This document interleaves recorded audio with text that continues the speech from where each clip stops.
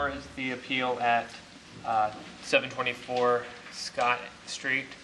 They also don't agree with the staff recommendation with regards to a fence, so we'll need to discuss that. And then item number 5, the proposed bed and breakfast at 3915 Southwest 29th Street. We've gotten 6 cards and letters in opposition to that one, so that needs to be considered separately as well. Okay, that leaves item 2, a special permit at 702 Raccoon. Item 3, a variance at 500 Southwest 7th. Item 6, special permit and variance at 1111 East Army Post Road. And item 7, an exception at 712 50th Street. Is there anybody here in the audience that here to speak against any of those items that I just read off? Anybody on the board have any objections? I'll entertain a motion to accept the public hearing agenda. I make a motion to approve items 2, 3, 6, and 7 on the consent agenda for the variance exceptions and special permits requested, subject to staff recommendations. Is there a second? I'll second that motion. Okay, it's been moved and seconded. Is there any further discussion? All those in favor, raise your hand and say aye. Aye. Motion carries 7-0. If you're here about those items, they've been approved. You're welcome to stick around and watch your city government at work, or you can start getting your permits and get going. Thank you. And we have a request for continuance. I'd also point out that item number 13 at 5000 Southwest 9th Street has been removed from the agenda. So if anybody's here to speak against item 13, we are not going to hear that. It's been removed from the agenda. So, again, we're not going to hear that. Item number 19 at 1517 East Preston Avenue. Staff has recommended that it be continued to the December meeting so that staff can research when that garage was built. There may be some grandfather rights involved, maybe not for the entire garage, but maybe for a larger part of some of the garage. So I spoke with the applicant. He's okay with the continuance to December. So, Okay. but the board will need to vote on that, whether or not to actually continue it. And then number 22 is the request for a conditional use permit within the shops at Roosevelt at 833 42nd Street. They have also requested a continuance to the December 21st meeting. Okay. Is anybody here to speak against items 19 and 22? Okay. I'll entertain a motion for continuance for items 19 and 22. I'll move items 19 and 22 for continuance to the December meeting. I'll second. Okay, it's been moved and seconded. All those in favor, raise your hand and say aye. Motion carries 7-0. So if you're here on those 2 items, we're not going to hear them today. That'll be next month's business. And then I would also mention that items number 24, which is a request at 2300 Martin Luther King Jr. Parkway. They're going to be requesting a continuance later. And then number 25, the quick trip at 1000 East University Avenue, they're going to be requesting a continuance as well. But that's after 3:30. But the notices had said that they wouldn't be considered before 3:30, so Okay. the board can't continue them until then. So. And Bert, you're good till 3 o'clock today? Yeah. Okay. Mr. Chairman, I have an exhibit here for item 22 that's requesting a continuance on Mike Sanson. Did we already vote? We just voted on it. We did on 19. Old age is creeping up. I know. We all get these senior moments. Yeah. Okay, thank you. We keep moving on. Okay, let's move on to the regular agenda. First item is item 2, or item 1, a variance at 4106 Wakanda Parkway. Item number 1 is a request for a variance of 6 feet less than the minimum required 8-foot side yard setback, and it would allow for construction of an enclosed porch addition that would be within 2 feet of the property line. The subject property is on Wakanda Parkway, just south of Watrous Avenue. Here's a sketch of what they've actually already started construction of this porch addition on the side of the house. So really only the corner is within 2 feet. The majority of the addition is as far as 8 feet from the property line. But our staff recommendation was that they only have windows on the side that faces this adjoining property, but they've actually already put in 3 sliding glass doors in this here, so I'll show you that in the photos. Here is a elevation of what they're proposing. The porch addition would be right here. Again, this is the corner that would be within 2 feet of the side property line. And this is the proposed elevation of the rear. This is the porch addition right here. And then this is the site photo taken last week, and you can see the porch is actually pretty much framed in, and the sliding glass doors are right there. And the consent map, we just had 3 cards come back and support this property here was one of those. The reason, our recommendation was for approval subject to 1, any addition being constructed with lap siding and a roofing that matches the existing dwelling. 2, that any openings on the west facade shall be limited to windows rather than sliding doors. 3, all doors on the north facade shall be accessed by a single landing structure with steps. And 4, any addition shall be constructed in compliance with all applicable building codes. And the reason behind our recommendation to not have doors right here was because since there's only 2 feet, the building code is going to require a landing outside of any door, and by the time you put a landing on right there, it's going to be encroaching on the neighbor's property. And the other thing I would point out is that the building code is going to require this wall or any portion of the house that's within 5 feet of the property line. It's going to require either providing a fire-rated wall or a no-build easement on the property to the west to ensure that there won't be any other buildings within 5 feet of the house. So, again, our recommendation was that they only have windows on this, so that's really the reason it has to be discussed. So, any questions? They've already put the sliding doors in? Yeah. And an obvious question, I'm assuming they didn't take out a building permit before Correct. beginning this Yeah, construction? they were cited in September for beginning construction without a permit. Thank you. Any other questions for staff?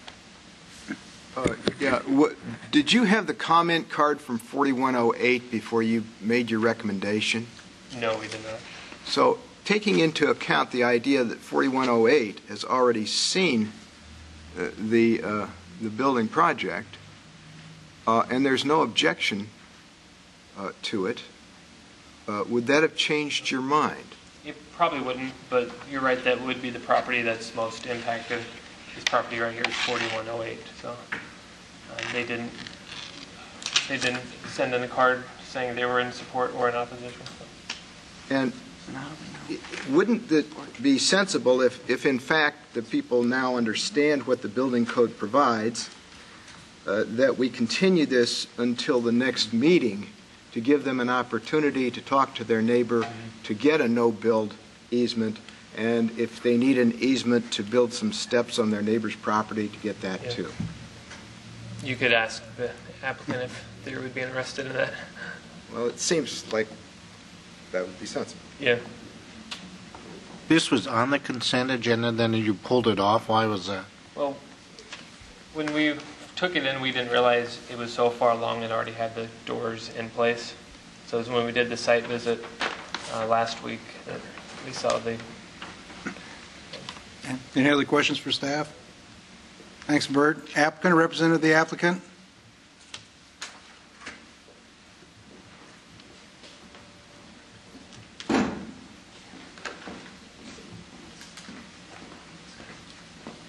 My name is Darrell Polage. I live at 4106 Wakanda Parkway and have so for 31 years. I'm fully amenable to making those doors windows. That's not a problem if that's a hang-up on this thing. I think what we heard from staff, the only hang-up would be having to put landings out there and encroaching on... And if I have to go through all that, I'd just soon put the windows in and not have to get the the extra whatever I have to from neighbors and that kind of thing. Because I've got doors going out the back, I don't need to go out the side. All right. Okay, So you've read the staff recommendation, yes, and that's acceptable that's to you? acceptable, yes. Thank you, sir. Thank you. Any other questions? Thank you. Anybody else here to speak in support?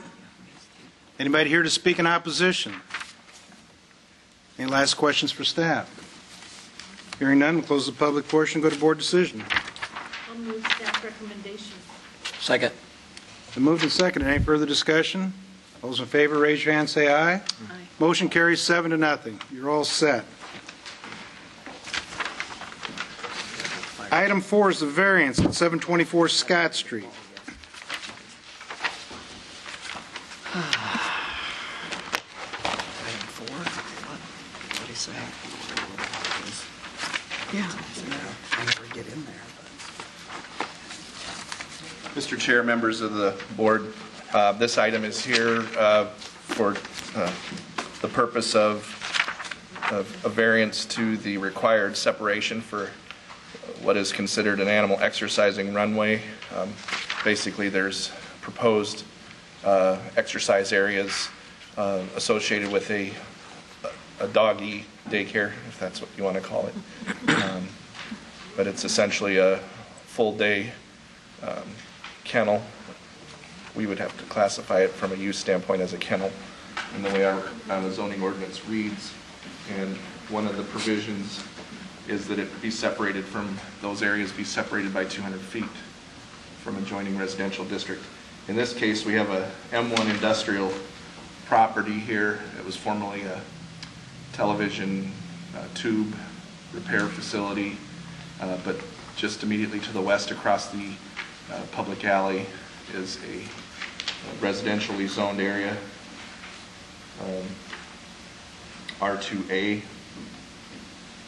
It actually kind of wraps around. It's hard to see on this with the lighting, but this area here is R2A and comes and wraps around the west side. So this M1 area was kind of projected into what was a residential area at the time.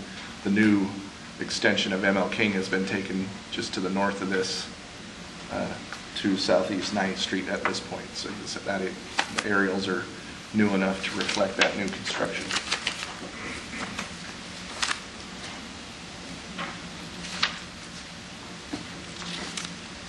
This is a view of the property from the northeast.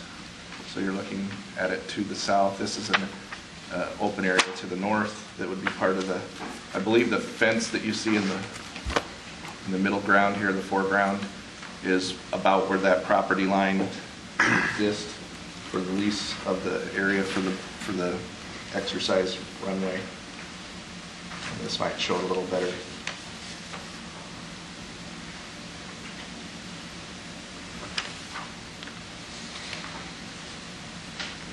And then this is the area as you look to it from the southwest, looking to the northeast. I don't know if I can get Bert to open the iris on that, lighten it up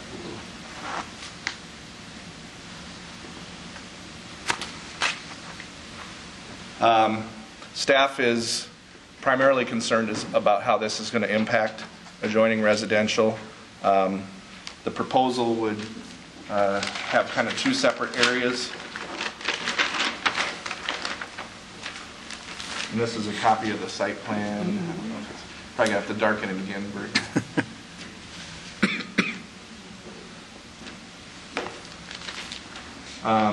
This is the building as it exists. So you have the residential area to the west here. This is the alley right here.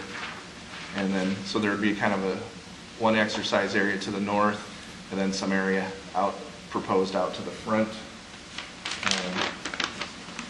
And I'll let the applicant elaborate further on their plan for use of that area. The staff's concern is that really is concentrated right up against the residential area, so we would want to ensure that that is protected. The other thing is, it's because of the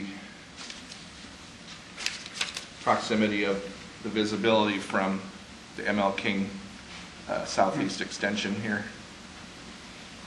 It'll be highly visible from the north. Right now, this is an undeveloped parcel that does separate it from the right-of-way of East Martin Luther King Jr. Parkway, but it's going to be highly visible area, so we want to ensure that something is done that would aesthetically soften that from the visibility of that major thoroughfare. Ultimately, it'll be a major thoroughfare. At this point, it still doesn't extend fully to 14th and probably hasn't seen a lot of traffic yet, but it will. So staff is recommending a couple of things with regard to fencing, and we want it to be a more than just a plain fence from the view shed of those residential properties and the ML King. So we are recommending approval of the variance. We believe that it can be done in such a manner as to mitigate the proximity. However, we would recommend that, and I'll put this map back on, I should have left it out. The fence should not extend past the east wall of the structure, so basically the yard would not go into this front yard area on Southeast 8th.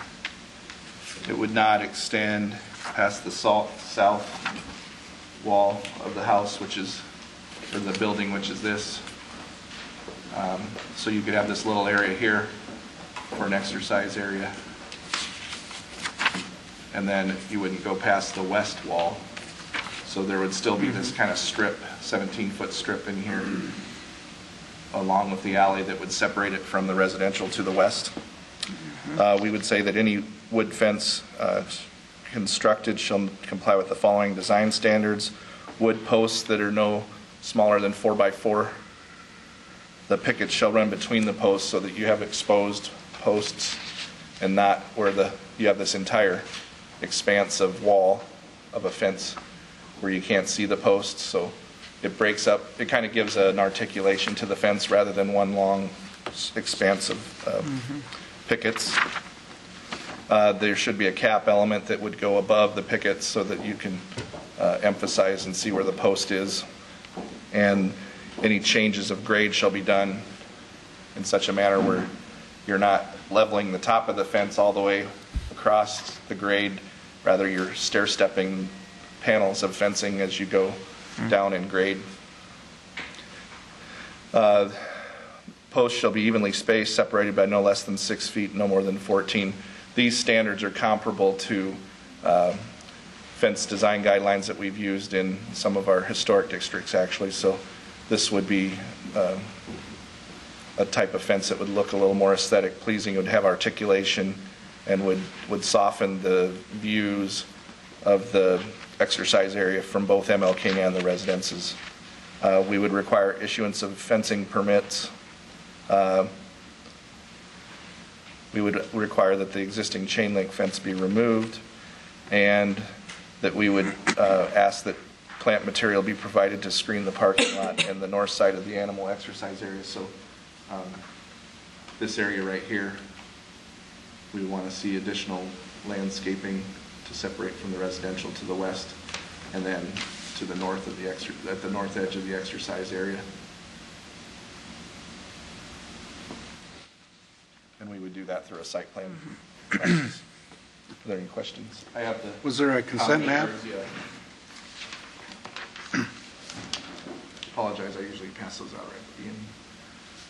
We have the immediate property owners. One is the subject property owner, the other ones. They're both owned by the subject property owner. And then we have objections from some of the surrounding property owners. But we didn't hear back from the 3 residential properties. To the west. I don't believe we got any cards from these 3 that are right here to the west. Are those owner-occupied residences, or do you know? I couldn't verify whether they're owner-occupied. Okay. But those are the only 3 properties with single-family dwellings on them. Is that right? Of the people? Yes. It doesn't look to me like Immediately any of the adjoining. objectors. There's single-family dwellings on the other side of Southeast 8, too. Are they objecting? I didn't see and the where one they on the were. south. Well, Southeast actually, this corner, one too. is not, this is the Hispanic Educational Resources. Right. here. Can you put those side by side, the consent and then that aerial? Yeah.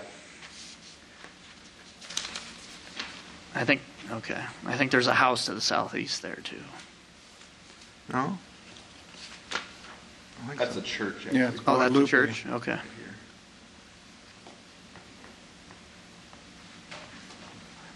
I have a question for staff. Did you consider the cost of a wood fence when you make these recommendations? And do you know how much the cost of this kind of a wood fence is per running foot? We could probably find that. I don't think that's But it's something about, that we isn't it about weigh into it. $50 a running foot? I don't know exactly what that would cost. And are you going to make these same requirements on every M1 property that abuts Martin Luther King Jr. Parkway, so that they all have this kind of a safeguard? We would require it of a certain nature. If it had outdoor storage, you could probably anticipate we would ask for comparable design. Certainly if they have to have some type of relief of the zoning, we would look for that. Eric, the lot closest to ML King, the applicant doesn't own, correct? The applicant owns it, but I don't know if the operator is going to be leasing that as part of it. Is it a different lot, or is it? It's a separate lot, yes. Right, but you want the applicant at this point to do the screening even though there's a lot between them and ML King? I think it would be, if they want to, use that entire lot to provide some kind of landscaping feature to meet what we're trying to accomplish, that would be acceptable. I'm not sure they want to give up an entire parcel like that for that purpose, but it wasn't in the noticed area, and it's not in, I don't believe it's in the area that's associated with the site of the building that the operator will be using, but And how I far- think it would be acceptable to put that in that area if the owner of the property was open to that. How far is that north lot line to ML King? It's about 50 feet. I think it was.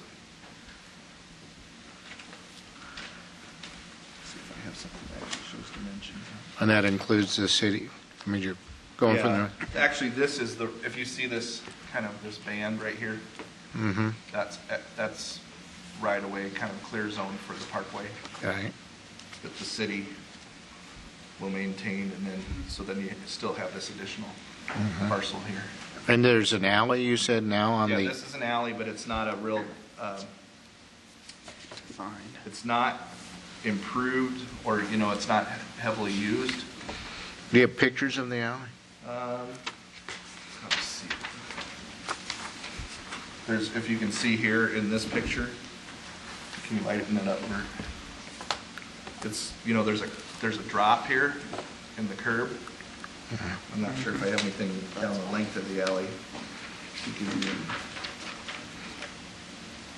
So I mean, it's not I think that some of those properties to the west use it for occasional access.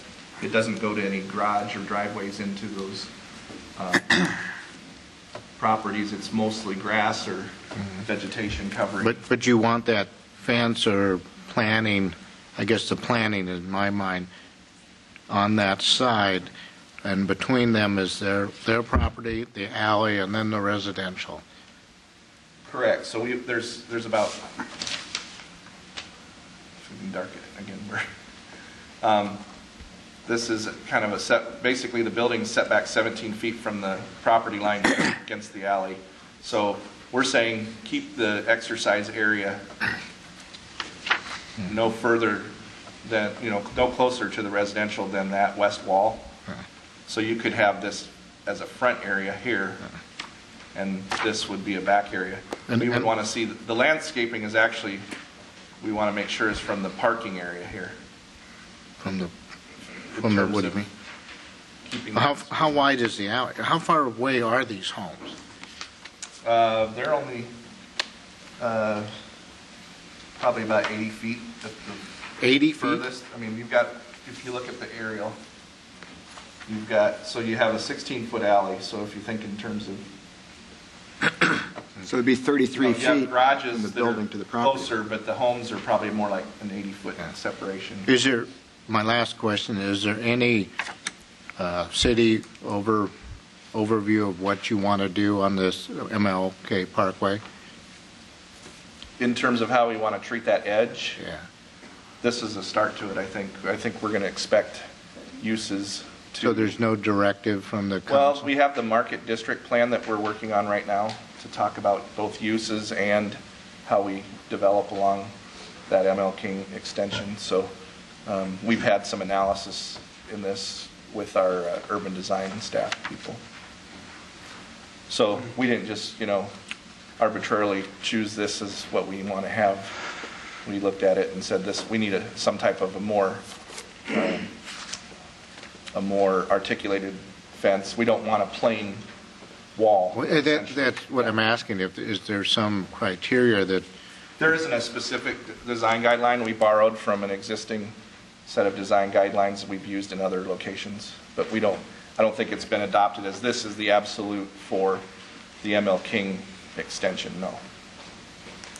How wide is that north lot line on this property? How many running feet is that? Yeah.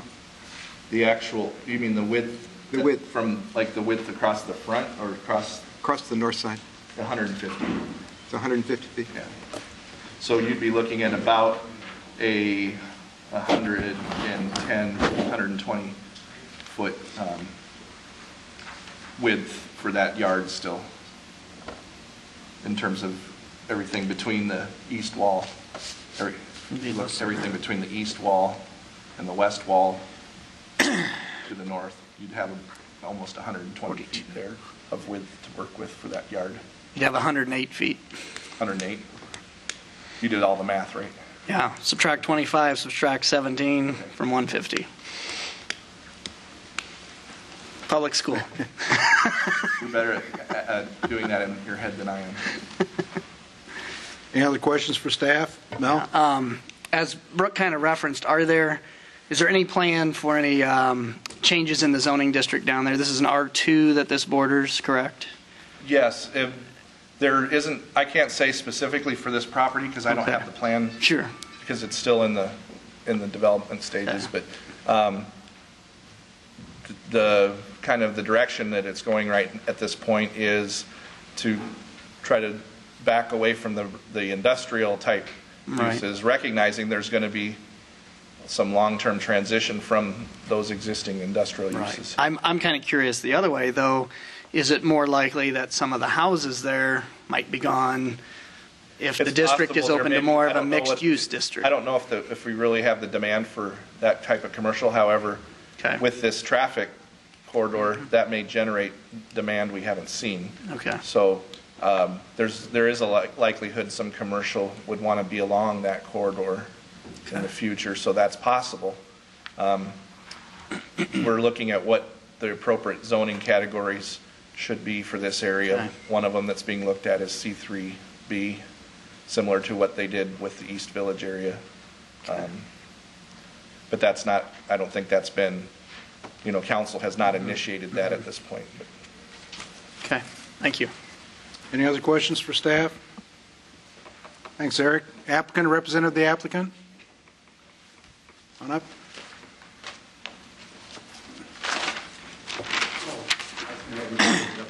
You want to leave this one up here? And the other one? The aerial? Or Yeah. No, yep, that's it, that's it. Yep, you can use any of these if you want. thank you.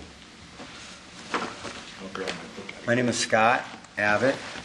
My address is 2815 Walcott. I live in Des Moines here. And I am the owner of the building plus the other lots. I can put that on here and here. And I've been in that location for 20 years and have watched the Martin Luther King Jr. Parkway develop. And very proud of what the city has done, and so I'd like to work with these guys any way I can. However, the fence, I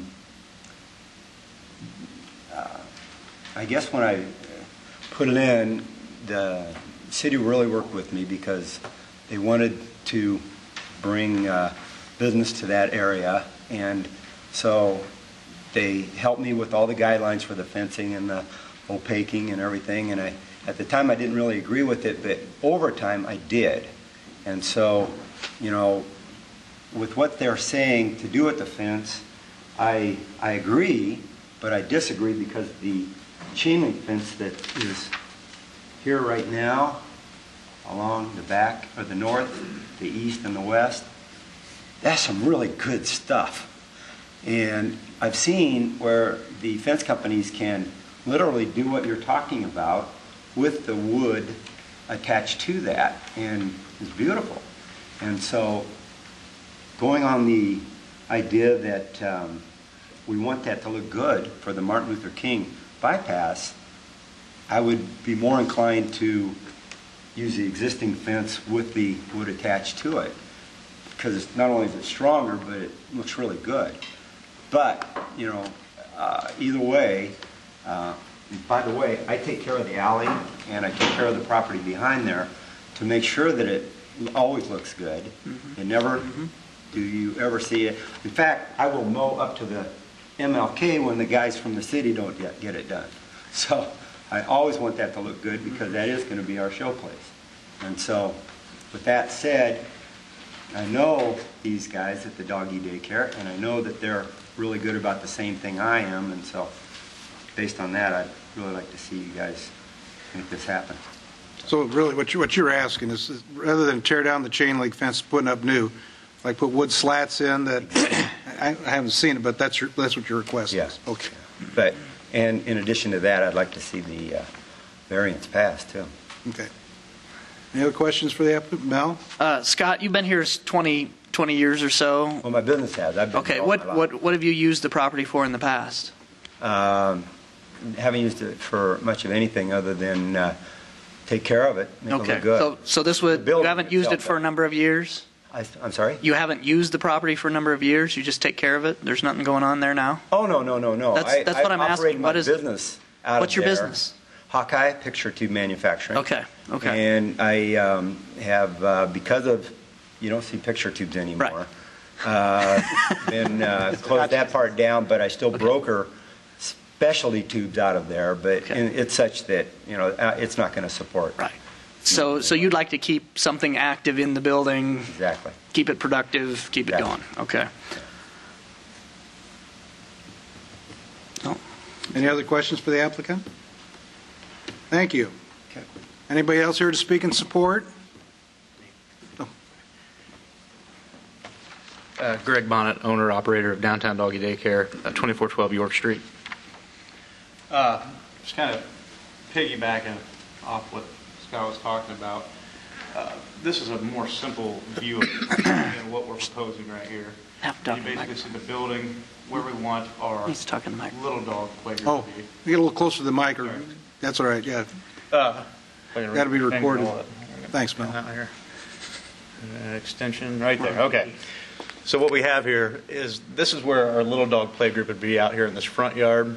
And this is where the existing fence is right here. And like Scott said, for our purposes, we know, because we've seen it, that a fence, even if we put the wood up, you know, the wood 8-foot sections or 6-foot sections, whatever they come in a panel, when you attach them to those with what they make this day and age, it's more secure for us, because now they have, you know, if you get a digging dog, they just can't dig out of there. I mean, there's a fence behind it that's chain link, and then there's your 6-foot barrier as well.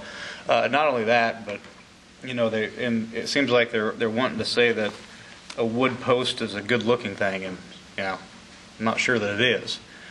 I've heard the term ugly as a fence post before, but I've never heard as good looking as a fence post before. And that being said, you know, I think this is a great location for us. I don't think that 17 foot off to the side and that 20 foot off to the side is going to make a world of difference in terms of, you know, being more aesthetically pleasing. However, it will certainly add thousands of dollars to our cost to do that, which could be a hindrance in even making this thing happen. You know, I want to clean up that area as well. I want everything down there to look great. You know, we've had our business down there for 3 years now, but I mean, when you look around, there's a lot of other city-owned properties and things like there that, and even some residential things that are not very eye-appealing at this point in time anyway. You know, I'm willing to do whatever, but I would just like you to, you know, make a consideration to allow us to use the existing chain link fence as it is where it is, and we will make it look sharp. I can promise you that. I have a couple questions. Do you have the doggy daycare there now? At this location? No. So you mentioned you have one downtown somewhere? 401 Southeast 5th is our current address. Okay. Which is about 2 blocks away. Okay, so are you planning on moving it then? Yes. Okay, so how do you manage the waste and the smell and the noise and all of that when you have lots of dogs? Well, the waste isn't. What you do with the waste is you constantly have employees on staff, and they're just patrolling the yard nonstop, and then you put it into your receptacle, and then it's hauled away. We also have another location on a farm that's in Monroe, Iowa, where we both live, and so there's that's where we dispose of the waste, is on our farm site. In terms of noise and whatnot, you know, there's not a lot. The dogs they're play groups, and they basically come every single day. It's like the same dogs every day on Monday, same dogs on Tuesday, and you would think that it'd be crazy barking, but it's just not. I mean, it's just not the case. You have to be pre-screened to get into our daycare, so you can't. We just don't accept any dog. It's not like a kennel. So if your dog comes in and he's like ruff, ruff, ruff, ruff, ruff, and won't shut up, you know, or he's aggressive in any way, shape, or form, we just don't let him in. You know, it's kind of like private school. Hey, Mel? With the map you have with the proposed exterior general arrangement, could you just trace quickly what the current perimeter fence is? I'd just like you to recap that once more. Okay. This does not exist. Okay. This fence runs straight out to basically where the lot line is. This is all there. Okay. Got it. Okay. Thank you. Any other questions? Thank you. Anybody else here to speak in support? Anybody here to speak in opposition?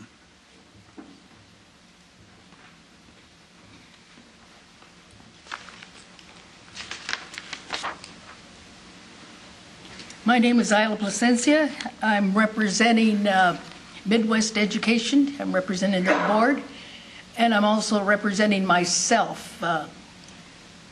Midwest Education is housed here. That's the church, and this property I own. I hear a lot about Martin Luther King. You're worried about the other side. I haven't heard a thing about this side, or where we have the daycare, well, a daycare, it's a school. We have Latino children housed there.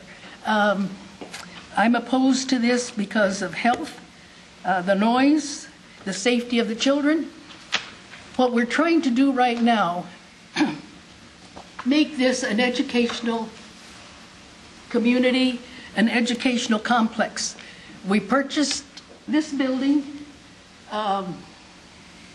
30 years ago, and now we have converted it into a school for our Latino children to continue their education. These are primarily newcomers that don't know the language, and now they're learning 2 languages and ready to go to school. We used to have Head Start there. We no longer have Head Start.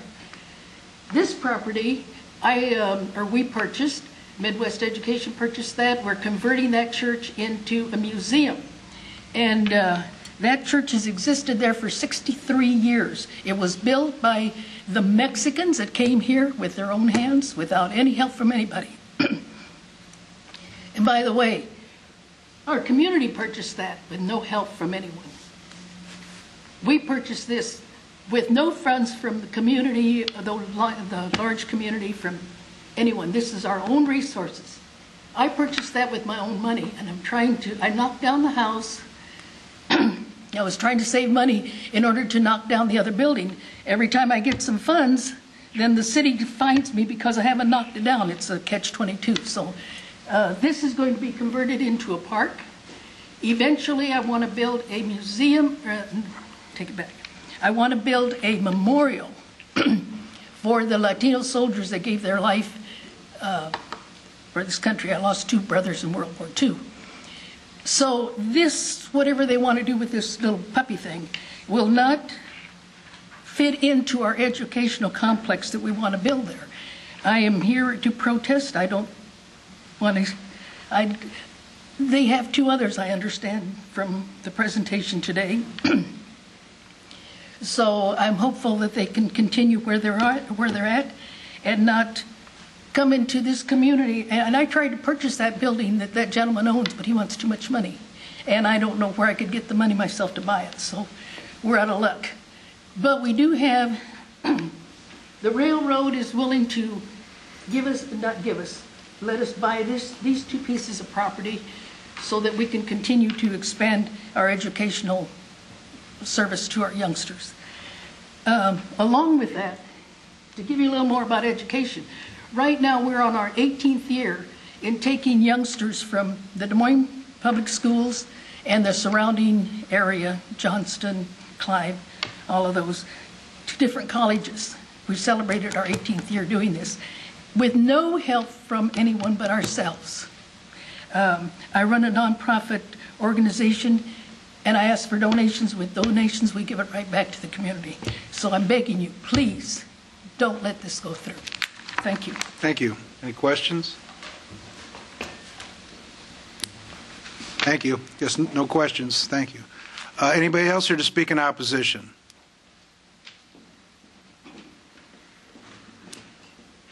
My name is Gabriella Galentine. My residence is 1400, South 52nd in West Des Moines.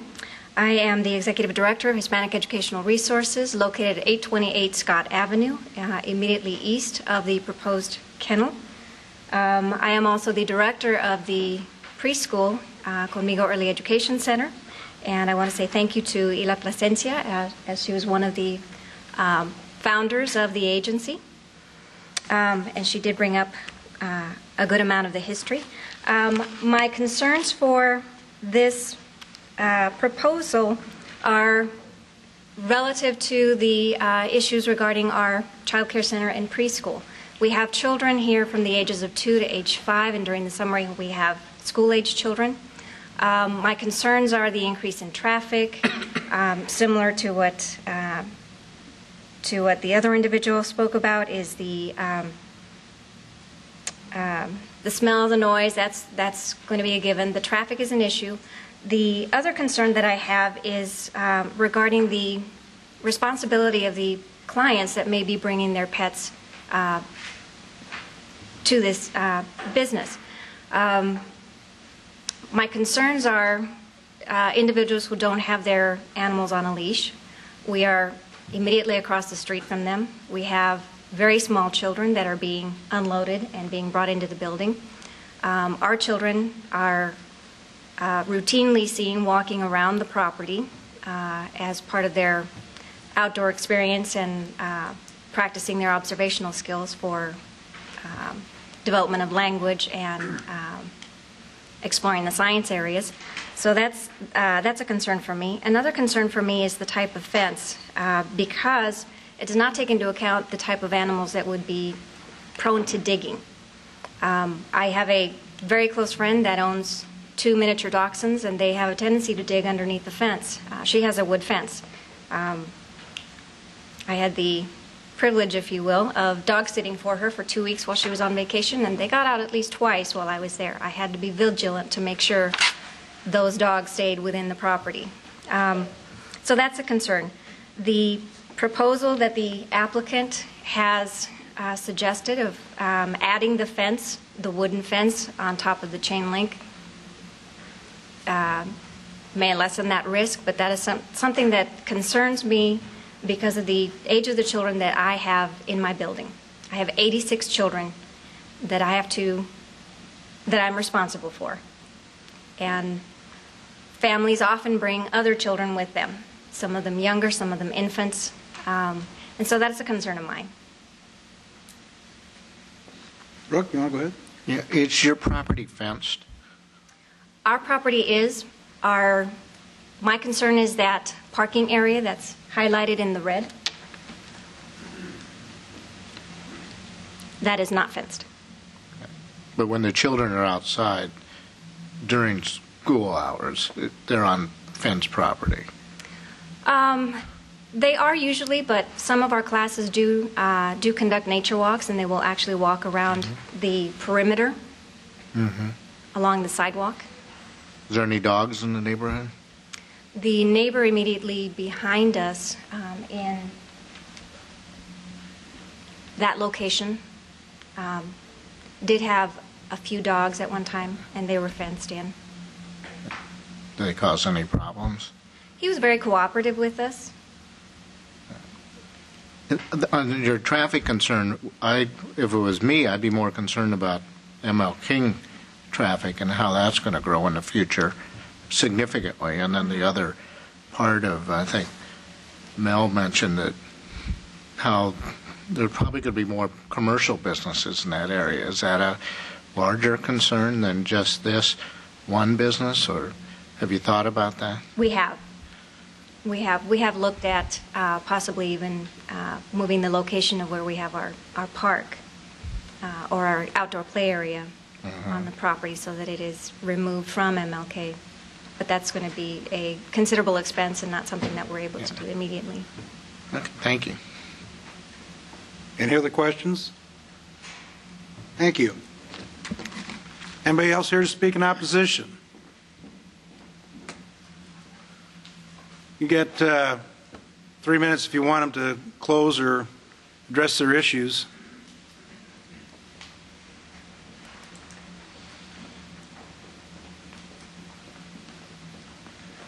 I appreciate those concerns. And first of all, I'd just like to say that I've been a teacher and a coach since 2002, since graduating high school. I'm currently the athletic director and head football coach at PCM High School in Monroe, Iowa, and I've taught in the Des Moines Public Schools for about 6 years. I think it's great what you're doing. Now, I'll tell you one thing about traffic. That's one of the best parts about our business is that we're a daycare, so the people that work downtown, they drop off in the morning, they pull up, they're in and out of there in 2 minutes, they drive away. They don't pick up till 6 or 6:30 at night whenever they get off in general. Not a lot of traffic. In terms of noise and smell, because I have been a teacher, I can say this pretty honestly. There's way more noise at my school than there is at my daycare. Perhaps even more smell. All right. Now, I swear that I'm a good neighbor. People would not bring their dogs to our establishment. We would not have any success for the last 3 years if we allowed that to go on. You know, people want a nice environment. We have webcams. You know, people are watching their dogs all day. They don't leave smelling. It's absolutely unacceptable in our line of business. We are meticulous about it. It's totally unacceptable to do that. Studies show that, and this is not a lie because I enjoy saying this. There's more bites at a child daycare than there are at doggy daycare, statistically speaking. All right, but I'm with you, and I just want you to know that when we put up that fence, our customers, they love their dogs so much, or otherwise they wouldn't bring them to a daycare.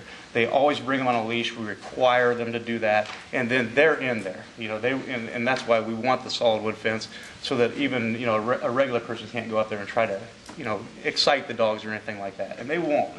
They'll stick to themselves. So there's always going to be leashed animals. Now you're digging. To elaborate on this, because we also... You have about 1 minute. My wife and I have 2 miniature dachshunds ourselves. And to make sure they're not digging, we have a wire system that is basically tent staked to the ground and then kind of L's up on the fence like that, so they can't dig through there. We've had two locations for the better part of 3 years now, and we've never had a dog get out on us. From digging. One of them slipped away from his mom on the ice, but that was outside of our building. And he was found because he's kind of overweight anyway. He just walked about 10 steps and laid down. I got to cut you off. That's fine. Question over here. What time do most of your clients drop the dogs off, and what time do they pick them up? I would say most of them drop off around 7:30 in the morning. Most of them pick up between 5 and 6. Okay, thank you. Any other questions? Go ahead, Jeff. I assume when people bring the dogs, they bring them in on a leash? Yes, sir. Okay, Mel? that's it. I appreciate your description of how doggy daycare works. My sister goes to one, and she treats her dogs better than I was treated as her brother, as a kid. And, you know, the dogs get along well. If they don't get along, they're not welcome back. They all behave well. I understand where you're coming from. I am curious, though, with some of what's been presented about kind of trying to make you fit in, which I would like to be able to do that. I am a little concerned about kind of wrapping things around that far west side by where those other houses are and then coming around to the south. Referring to these people? Yeah. If we could work with you a little bit on that fenced area, give you a little more room up on the north side, maybe coming out to the east toward Southeast 8th, could we keep the animal area up to the north and west side a little further and not wrap around the southwest corner of the building? You know, I don't think it's so much about area as just so much as what it was about cost. I will say this, and we've talked to all these people, and I believe they're all owners over there, and they've signed a signature saying that they're in support of our business over there, because, you know, we went after these Where's people that evidence? I would put that out here if you got it. I gave it to the, here, my wife has it right I think that would be a great thing for you to submit. Work better in your defense here. Hey, you know, I run a doggy daycare and I teach. I'm not a lawyer. Right.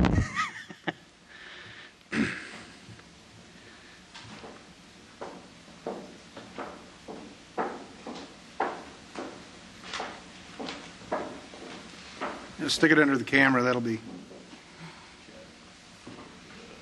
One address 511 Southeast 7th.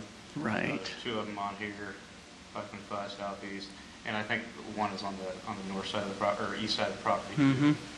And then there's the other one that we had. So those last names matched the last names on the map there? Is that correct? I can't say what wouldn't. Well, it's right there. The map's right there. Yeah, Wright. Pardon? See the building? Yeah. Last name Wright, Von Dam. Right. Rose. I got looks like a Van Dam. Yeah, Van Dam. And a Rosenbaum. Yes, sir, they do. Okay. Okay. I'll send them around too. All right. What are your hours of operation? 6:30 to 6:30. Monday through Friday? Monday through Friday, 6:30 to 6:30. On Saturday, it's 8 to 4, and on Sunday, it's only for dogs that are picking up, and we're open from, I believe, noon to 6 on those days. Okay. And you don't do any overnight lodging or any? We have a separate location for overnight. Okay. They drop off and pick up at this location, and they're transported. Okay. Any other questions? Thank you. Any last questions for staff? I just have one, Eric. You heard the proposal about putting wood slats in the chain link. What's your thought?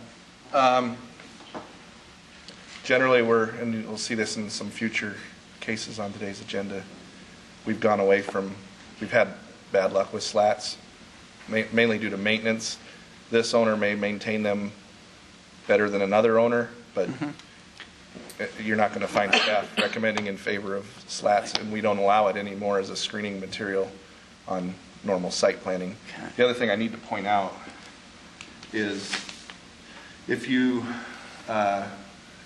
desire to have this area screened, we'll need a separate appeal if it's any higher than 3 feet, because we didn't notify for a fence, an opaque fence that would be in the front yard area. Okay. So if that's something you want to allow, we probably need to research.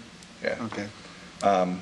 If you're not concerned, I mean, the request came in with no screening at all, so we didn't notice it for that relief, and we were recommending keeping it out of the front yard, which also does not require relief.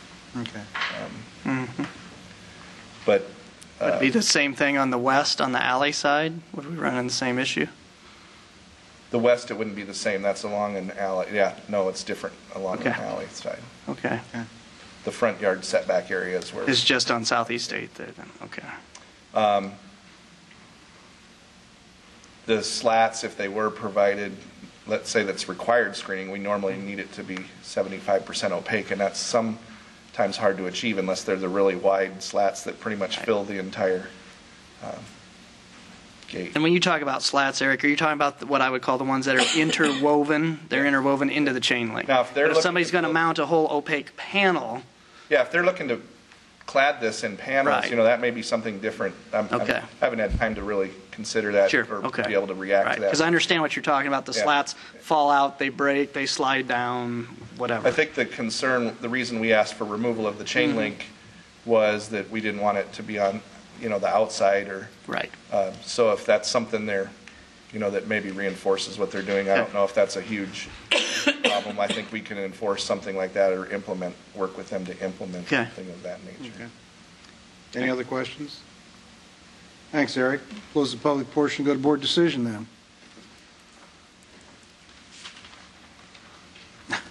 Well, we're quiet. I'd like to find a way to make this work for everybody. I think the guy takes care of the place now.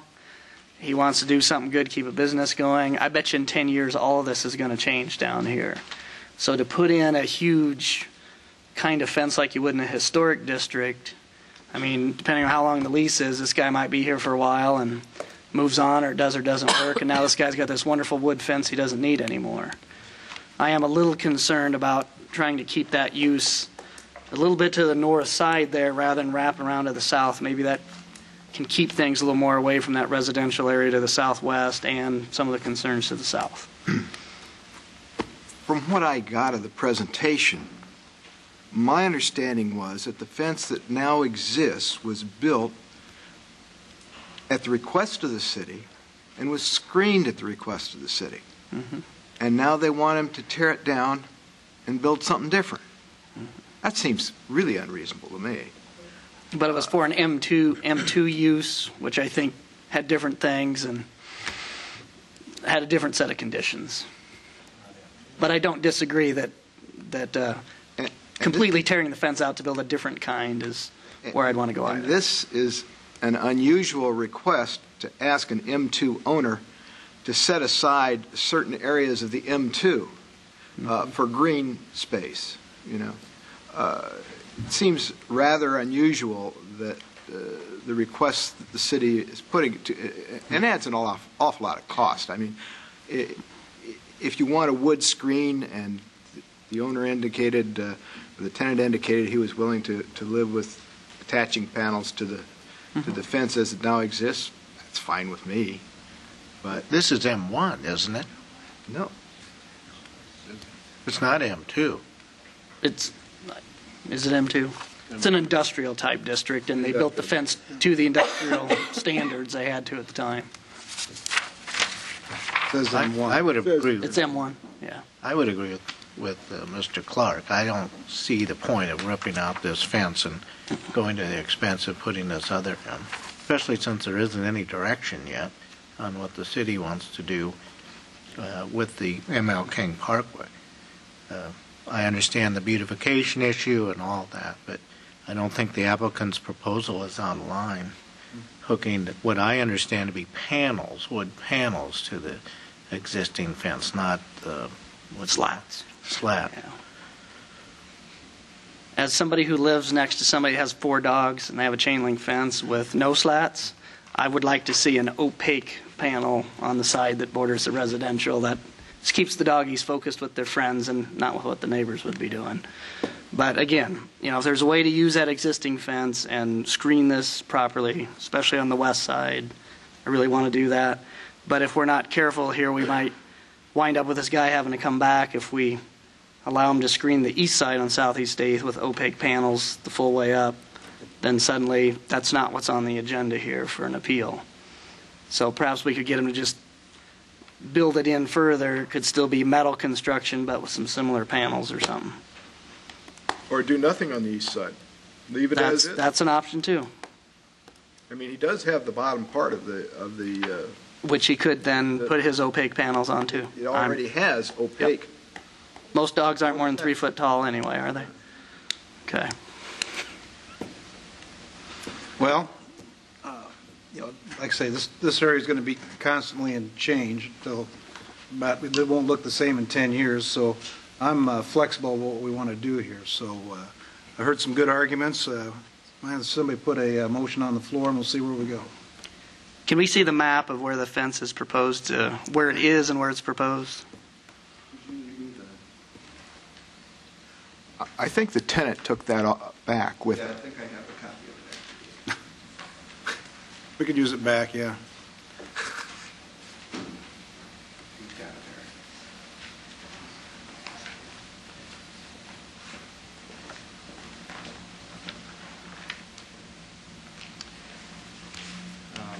Where it is, Mhm. all the way down there, Mm-hmm. there. This is not here. I'll just make a line. That one is not there. Okay. That one is not there. That one is not there. So where you just drew those two lines, if we said that's your area, and you can put your opaque panels up on that area, and you build a new little fence 17 foot wide and 25 foot wide, could you live with that and not have it in the quote front yard and that southwest side yard? You're saying leave this fence as it is? Yep. The only problem would be is it's only a 3-foot fence, and then we would have dogs jumping over and going and attacking the little daycare kids. I think it has to be. No, you didn't. But you didn't. Well, if he builds a taller I fence, think it has to be 6 foot. Like, we couldn't live with anything. can he have a 6-foot fence on that side yard, no matter how it's constructed? He can have a 6-foot fence. If it's open. Open, what do you mean by open? Non-opaque. So it would have to be like a chain link, 6-foot tall fence there. And then he can do his 3-foot opaque panels on the bottom 3 foot. I mean, if you're asking me if I can do that, sure. Can you live with it? Uh, That's kind of what. Well, I mean, I think that goes back to what they said. Now, all of a sudden, their kids are going to be looking at, they're going to be seeing those dogs, and they're going to be over there yelling at the dogs and everything like that. But again, you could have your 3-foot opaque panel on that east side, and you don't need any special variances. If I add a chain link fence on that side, put my 3-foot opaque up, I don't need any special variance to that, is what you're saying. You know. Are you agreeing with us, Eric? Yeah. He wouldn't. No, he doesn't Right. need any- Right. Right. But Well- what he would prefer to do is to put a 6-foot opaque Opaque fence fence along there on that, Right. on that. So that it's all encased. 'Cause, Right. I mean, you know, Merlin, I use him for example. He's that tall, you know. But what I'm getting at, we just have to give him more exceptions or variances than what was requested, so Right. it has to be heard again or deferred. Are you Rather help willing him to out and get him going. Make the fence on that side even with the building? This one right here. Yeah, no, the, Uh-huh. okay. This one over here. You know, I'm willing to Okay. do whatever it is you'd have me do. This is where the existing fence is, and in order to keep the integrity of the fence with the strength and the double security that I wanted, that's why I wanted to put and it's wood. It's not wood slats. It's full panels that I want to construct Yes. to it. Yes. Just to make that clear, it's not interwoven. Yes, no, or anything. we don't want that. It's full fence that I want to put right there. So, you know, if push comes to shove and we have to, I'll do whatever you want me to do. I think what's best. Well, I think, for yeah, what we're everybody- trying to tell you is that to get a consensus out for this board to go ahead and proceed, we're asking you to do that. You know, Right. bend a little bit and listen to what we're saying. And Okay. So And without having to bring him back here again to ask for more variances if he builds it on the true east side yard. Right. If he sets it back to that building line, like Brooke just showed, he can make it 6-foot tall opaque, correct? Yes. And then he just takes out that little short 3-foot fence that's there now on Southeast. count that as a right? $300 bonus that you don't have to come and Right. reapply. I'm all for that. I mean, looking at, believe me, I'm all for that. Okay, so yeah, so you're basically saying, all right, either make that a 6-foot tall Yep. chain link fence with 3-foot opaque, Right. or bump it back to here, put a 6-foot solid fence through there. And if I had my druthers, I have to ask my wife, 'cause I don't know what I'd rather do. Good answer. But you don't have to, Move it back. Eric, they don't have to come back here. I would rather- Either one you do, you still have to get a permit. Neither would require any relief. Right, you're still going to have to get a Still have to permit. have permits, but not relief. Sure. Okay. Yeah, I would definitely move that fence back to there and put in a solid. Okay. If I could keep it. And then on that west side, if where your 17-foot width is shown, if that's the limit of your doggy containment area, can you live with that? That On- goes through the property line. Yeah, that fence comes all the way down now, I know, but for the enclosed area for the dogs, if you cut it off at the northwest corner, like right there, and just fill in that 17 feet with an opaque fence, then there's no dogs in that L, quote, dog Oh, leg. you're saying right here? Yeah.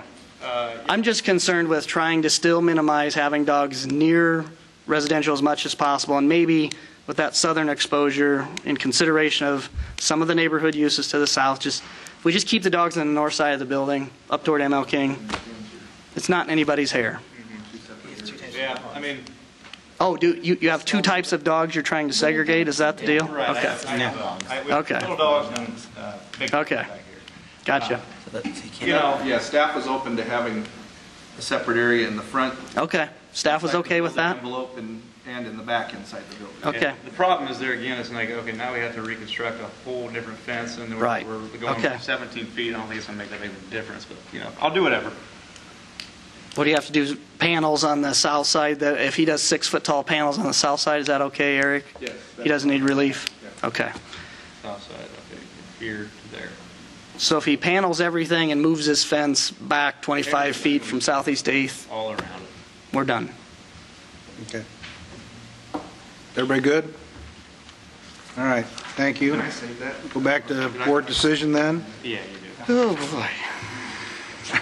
Mr. Chairman, I would make a motion that we approve the variance with the last wood fence panel outline. Discussion. I don't know how to Yeah. state it. You have that down, Bert?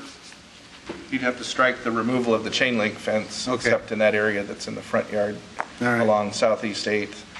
Now, he could... And then he could- allowing him to clad with a wood panel fence system. Right. But he Opaque could use wood that paneling. chain link and just Yeah, move it back. but allowing the remaining portions of the chain link to remain as a secondary Okay.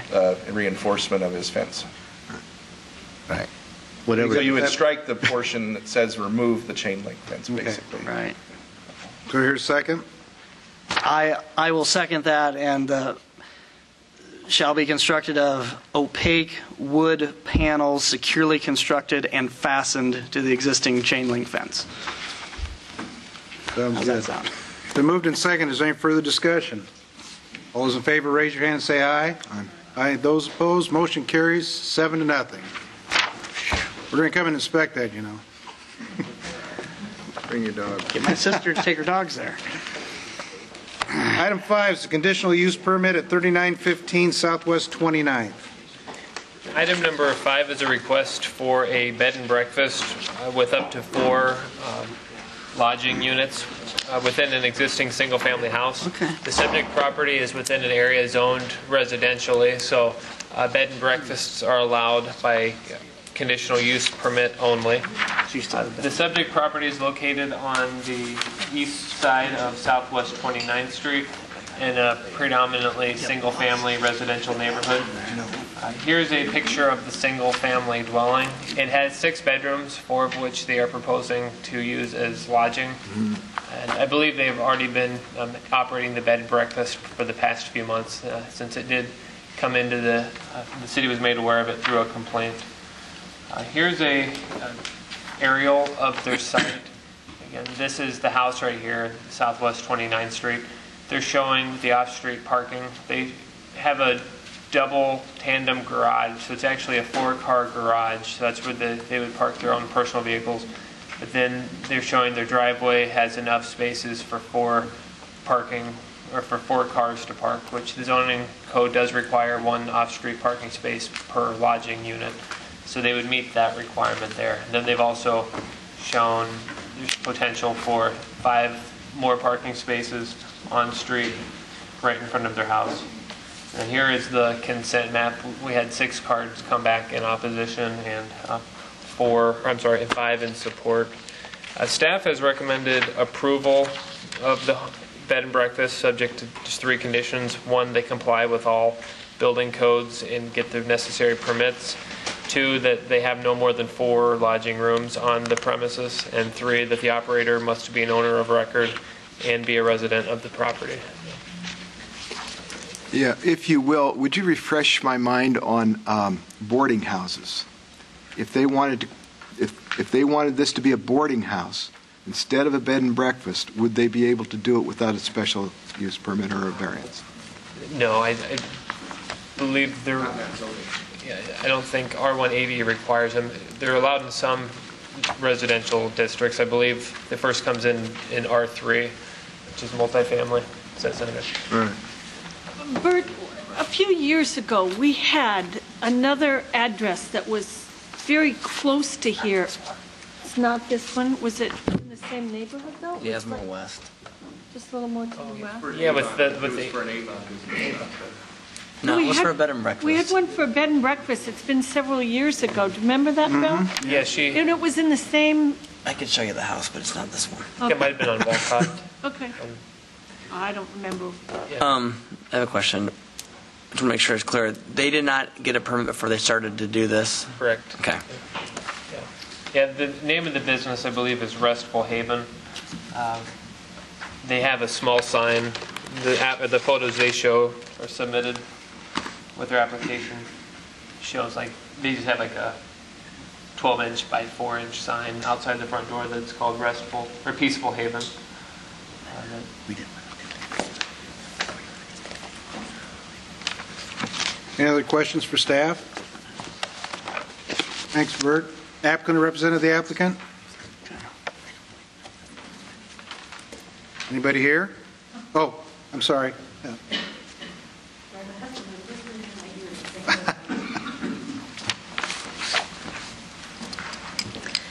Board members, community, I'm Susan Ginther, and this is my husband, Todd Ginther. Our property address is 3915 Southwest 29th Street. We are the owners, and we do occupy that property. For the past 6 months, my husband and I have been hosting guests, mostly students, in our home, often medical residents and legal interns.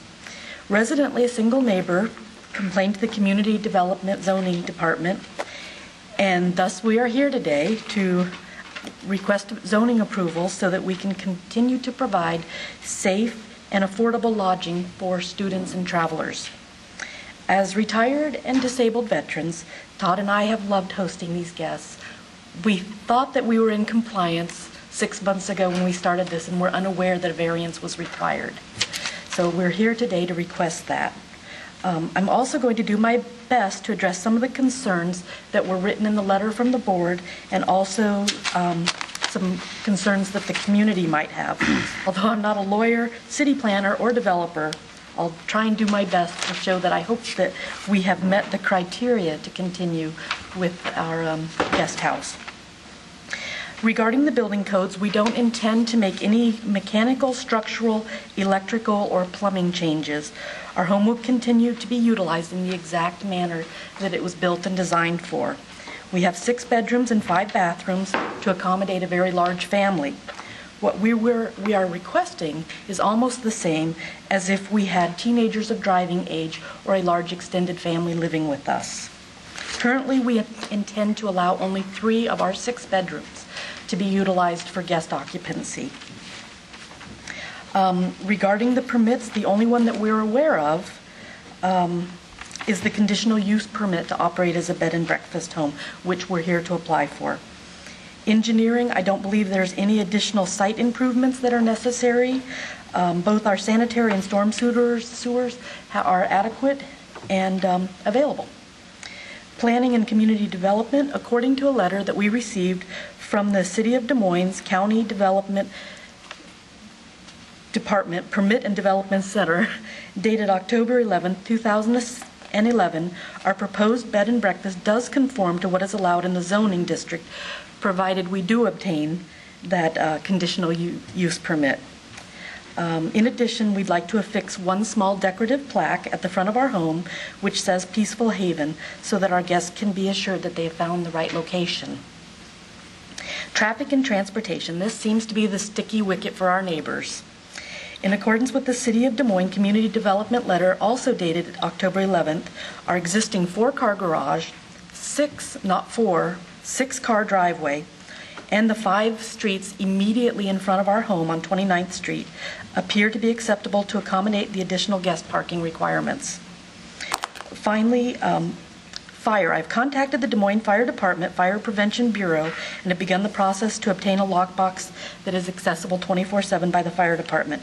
Additionally, each bedroom is equipped with a new smoke detector, and there's a clearly visible fire extinguisher on every level of our home. Finally, we are using City of Des Moines water throughout our home, and we provide bottled water to each guest, and unlimited purified water refills are available for the safety of our guests. My husband and I have visited with a lot of our neighbors to tell them about our plans, and with the exception of one household that we spoke with, we have received tremendous support. However, a very good and realistic concern that several neighbors have expressed was regarding the quality of individuals who would be staying at our home and in their neighborhood. We use the scheduling website Airbnb that has multiple computerized screening techniques and also offers us the opportunity to deny lodging to any guest, which we have done and will continue to do, both for our own sake and for the safety of those in our neighborhood. For anyone who is interested in a list of guests, so that we could demonstrate the caliber of guests that Airbnb produces, as you can see, we have a lot of medical interns, legal interns. We've had 2 physicists. It's a very wonderful list, which is why we like doing this. We like the company of these type of people. It enriches our lives. At one point we did do, and this was a concern of a neighbor, we did do a 2-year listing agreement with a website called hostelworld.com. Because of the type of individuals that this website sent to us and our inability to deny lodging to anybody, we have discontinued, well actually we haven't, we got a 2-year agreement signed with them, but over 6 weeks ago we made every single one of our rooms unavailable to any of their the guests that Hostel World produces, or any of the 14 affiliates that didn't tell us they were going to register us with. So our calendar for Hostel World and the affiliates is absolutely 100% unavailable and will remain that way until the end of our 2-year contract. We were unhappy with not being able to turn away guests. Just Airbnb. Right, so currently we only list on Airbnb, which is an extremely reputable service which produces guests of this caliber. One neighbor who lives in our immediate vicinity rather than several blocks away, which is where most of the red was, who is an active member of the Southwestern Hills Neighborhood Association, even offered to write a short letter of support, which I would like to read and put into evidence if that's okay. Just, if you can put it right under there and we can pass it around. Okay, yeah, just go ahead and slide it right You're going to be running out of time. Okay. There was also a poll in the Southwestern Hills Neighborhood Association with no objections to our bed and breakfast plans. George Davis, one of our neighbors and the president of our neighborhood association, has been a lifelong South Side resident. And as a retired school teacher and employee of the Des Moines Parks and Recreation, is in a unique position to advocate for all things good in our neighborhood, and specifically for the children of our neighborhood. In addition to conducting the poll at the association meeting, I understand that George has even written a letter of support to this board. The one neighbor who has not been supportive was unhappy regarding cars parked in front of their residence on the public street. It is true that some of our guests choose to park on the street, mostly because during the summer, that's where the shade is available. Todd and I have considered adding an additional parking area to the left of our current driveway, and if street parking becomes a problem during the winter, we will file the necessary permits and begin work on a new driveway. In regards to the children, and this was another complaint that was written to the board. 2 minutes? Okay. We have 2 children that turn their bicycles around in our driveway and then circle back to their home. We have never had any problem with these children, as they are good children. Our concern is that they are unsupervised in a street at all. Our guests are advised that there are children at play in the neighborhood, so that they can be cautious when they are backing out. Please understand that traffic does not frequently come and go at our home. Our guests are primarily here for work and educational experiences, and as with most daily commuters, they traditionally leave the home in the morning and then return in the evening after they've had dinner out somewhere. To answer a few other neighborhood concerns, when people think of a bed and breakfast, they picture a motel with lots of people and traffic. This is a total misconception. We've had 41 bookings in the 6 months we've been active. That's 4 a month. Another neighbor wrote a concern about our taxes should be forced to go up. We already pay more than the majority of our neighbors due to the size of our home and its ability to accommodate more bedrooms than most homes. Okay. You have about 1 minute. All righty. It is well worth noting that none of our immediate neighbors have expressed the negative concerns about our guests and the traffic that the outlying and remote neighbors who have no visibility of our home have expressed. Our proposal will allow us to have our home occupancy level below the amount it was designed to house. We're asking for 4 bedrooms, including the bedroom my husband and I occupy, and 3 additional guest bedrooms. Although we have 6, we'll never go to that because we use 1 as an exercise room and 1 as a home office. In closing, our intent is to operate a small bed and breakfast guest house within the intent, purpose, and spirit of the zoning ordinance and the city's comprehensive plan in such a fashion that our neighbors and neighborhood are not impacted at all. Nothing in our home occupation business plan will affect or detract from the established residential character of the surrounding neighborhood or the enjoyment of the adjoining residential properties. Thank you.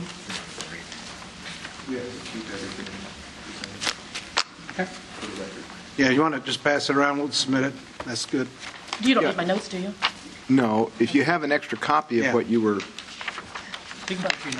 Yeah, these are my own, with all the notes written on them. Just anything you showed to them. Okay. Questions for the applicant? Yes. Mel? Susan, a couple questions for you. Do you have a sales tax permit for your operation? We have contacted the city, the department, and she told me she would send me a link to file the documents to get that permit. And we've only done that since we were notified of the permit process. So for the income you've gained to date then, have you reported that on your personal income taxes then? Is that how you've been doing your income? Well, it's only been since May 6th of 2011. Our intent was to report it, and I do keep bookkeeping. I do track it. My husband, I was a finance major in the Army. I majored, that was my MOS. So Airbnb tax. Well, and explain that a little bit. Airbnb also tracks all of our bookings, and all of our money transferred is through. I'm just interested if you're running a business from your home, you should have a sales tax permit for that, or an incorporation or something of that nature. We did not file a sales permit, and we just started that process once we started this. But yeah, Airbnb does track every dime of income that we bring in. Okay. And sends us an end of the year statement. Yes. Okay. A taxation statement. Okay. Do you park all of your own personal vehicles in your drive or in the garage? We park, most of the time, we have our 2 daily drivers parked in the driveway. Todd is gone most of the day, so my car's there. During the winter, we park all of our vehicles in the garage. Okay. All right. That's excellent. And are most of your guests what I would call, it sounds like they're longer-term folks?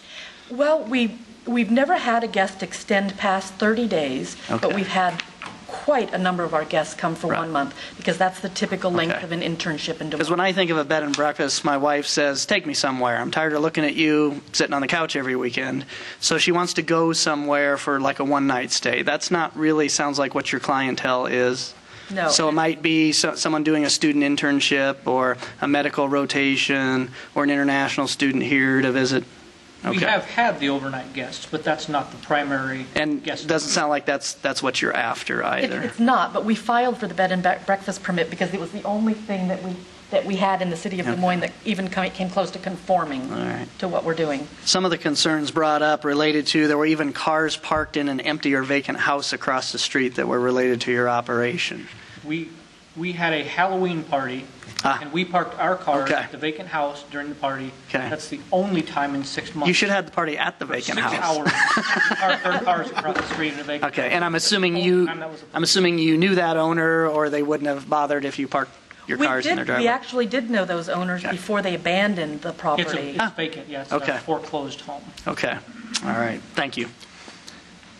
One other thing. You might consider contacting your insurance company to make sure that you have adequate coverage because you got an awful lot of people coming and going, and you should have probably not only the underlying coverage but an umbrella on top of that. We have spoken to our insurance company. They said if a guest under the premise that we're operating were to get injured, it would be no different than if my mother got injured on our property. The same coverage is in place to allow for that.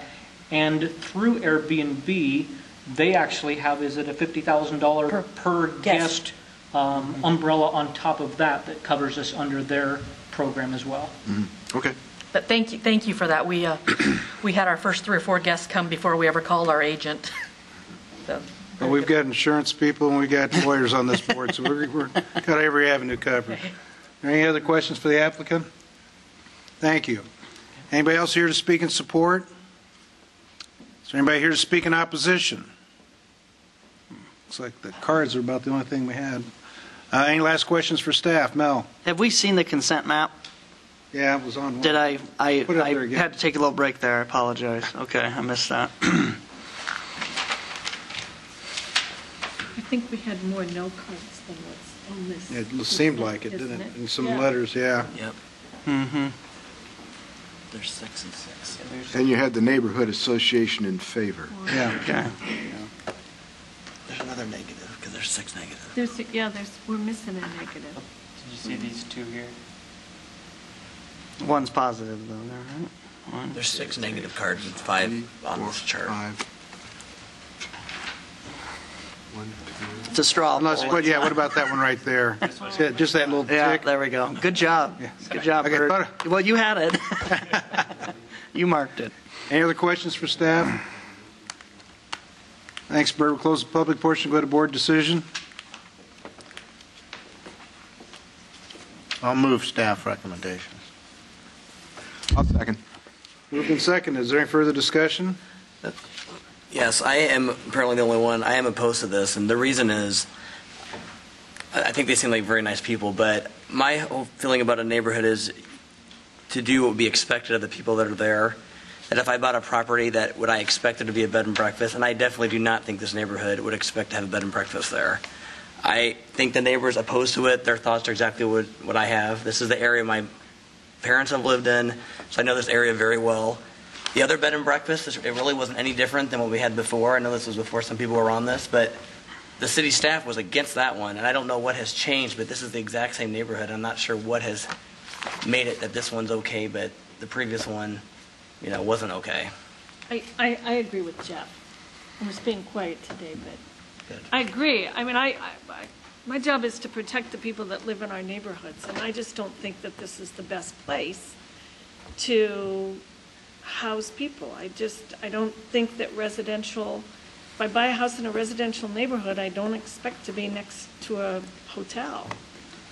I'm somewhat in agreement. I would probably not be too thrilled with one starting up next to me, but the problem we got here is the city allows it. It is a allowed The legislative intent is for single family to allow for bed and breakfast under these criteria in R1 districts, up to 4. There is a magic number to the 4 bedrooms. Once you go over that, you have other building code considerations that wouldn't be typical of a single family construction. You have other commercial taxation considerations. So I think there's some laws in Iowa that also protect and encourage bed and breakfast activity that when the legislative intent was probably in furtherance of some of those things. So I think I'd be cautious as a board to take an action that would be strictly based upon whether you thought it was an appropriate use on it in itself. Certainly there's criteria and things you can point to, I think. Are boarding houses allowed? Boarding houses are a different use. They would allow individuals beyond the number of bedrooms that you're talking about. They require a site plan review by the Plan and Zoning Commission. They have site plan standards. Okay. So they're a little bit different from a rental housing quality standpoint. They're a little bit similar in terms of they need a rental certificate. Is this like a home occupation? This is a conditional use that's expressly allowed in R1 districts. Yes. So, it's not the same. I guess you could call it a home occupation because it does require that it be an owner-occupant, unless you get a variance from that. Because we do say no to home occupations. Sure. I'm not saying that the board can't say no. I'm just saying be cautious I would be cautious that if your only basis is that it just doesn't seem like the right use for this area. I think you need to have more I understand. substantial basis than that for your own, to defend your own But I decision. based home occupations on that, about whether it's best for the neighborhood. I think you probably had more specific impacts that you identified in those cases, but. Well, I would say, looking at the criteria, I don't think it protects the general welfare of the persons residing or working in the adjoining or surrounding property. I think that it does increase congestion in the streets, and I think it definitely diminishes or impairs the property values of the adjoining and surrounding properties. I think all of those are met. I don't think this is this is an area where you would expect to have this. I would be definitely less inclined to buy a house next to this house with the bed and breakfast going on. I don't feel that way about other areas. Drake has bed and breakfast. There's one on Grand. I think those are appropriate uses for that area, and I would expect that, just like I would expect other things in those areas based upon, the different establishments that are there. I would not expect this at all in this area. Jeff, that's very compelling. I almost changed my vote back over on that side. The issue I've got is president of the neighborhood association endorsed it, and he said there wasn't one objective non-vote in there. That bothers me. Was that the president of the neighborhood association? Yeah, George Davis. Yeah. Right. Didn't we have that? Yeah, so one of the cards. But we don't know that really speaks for the entire neighborhood. Well, read what it says, Jeff. You can pull that one out. If the association membership voted for it. Well, I know. But we look at neighborhood letters all the time. And it says Southwestern Hills has no objection to the bed and breakfast. A poll was taken with no objections. Okay. I don't know what. Yeah, I don't know the particulars on that, but if the neighborhood group says, hey, let's look good to us, I'm having a little trouble fighting it off now. Right.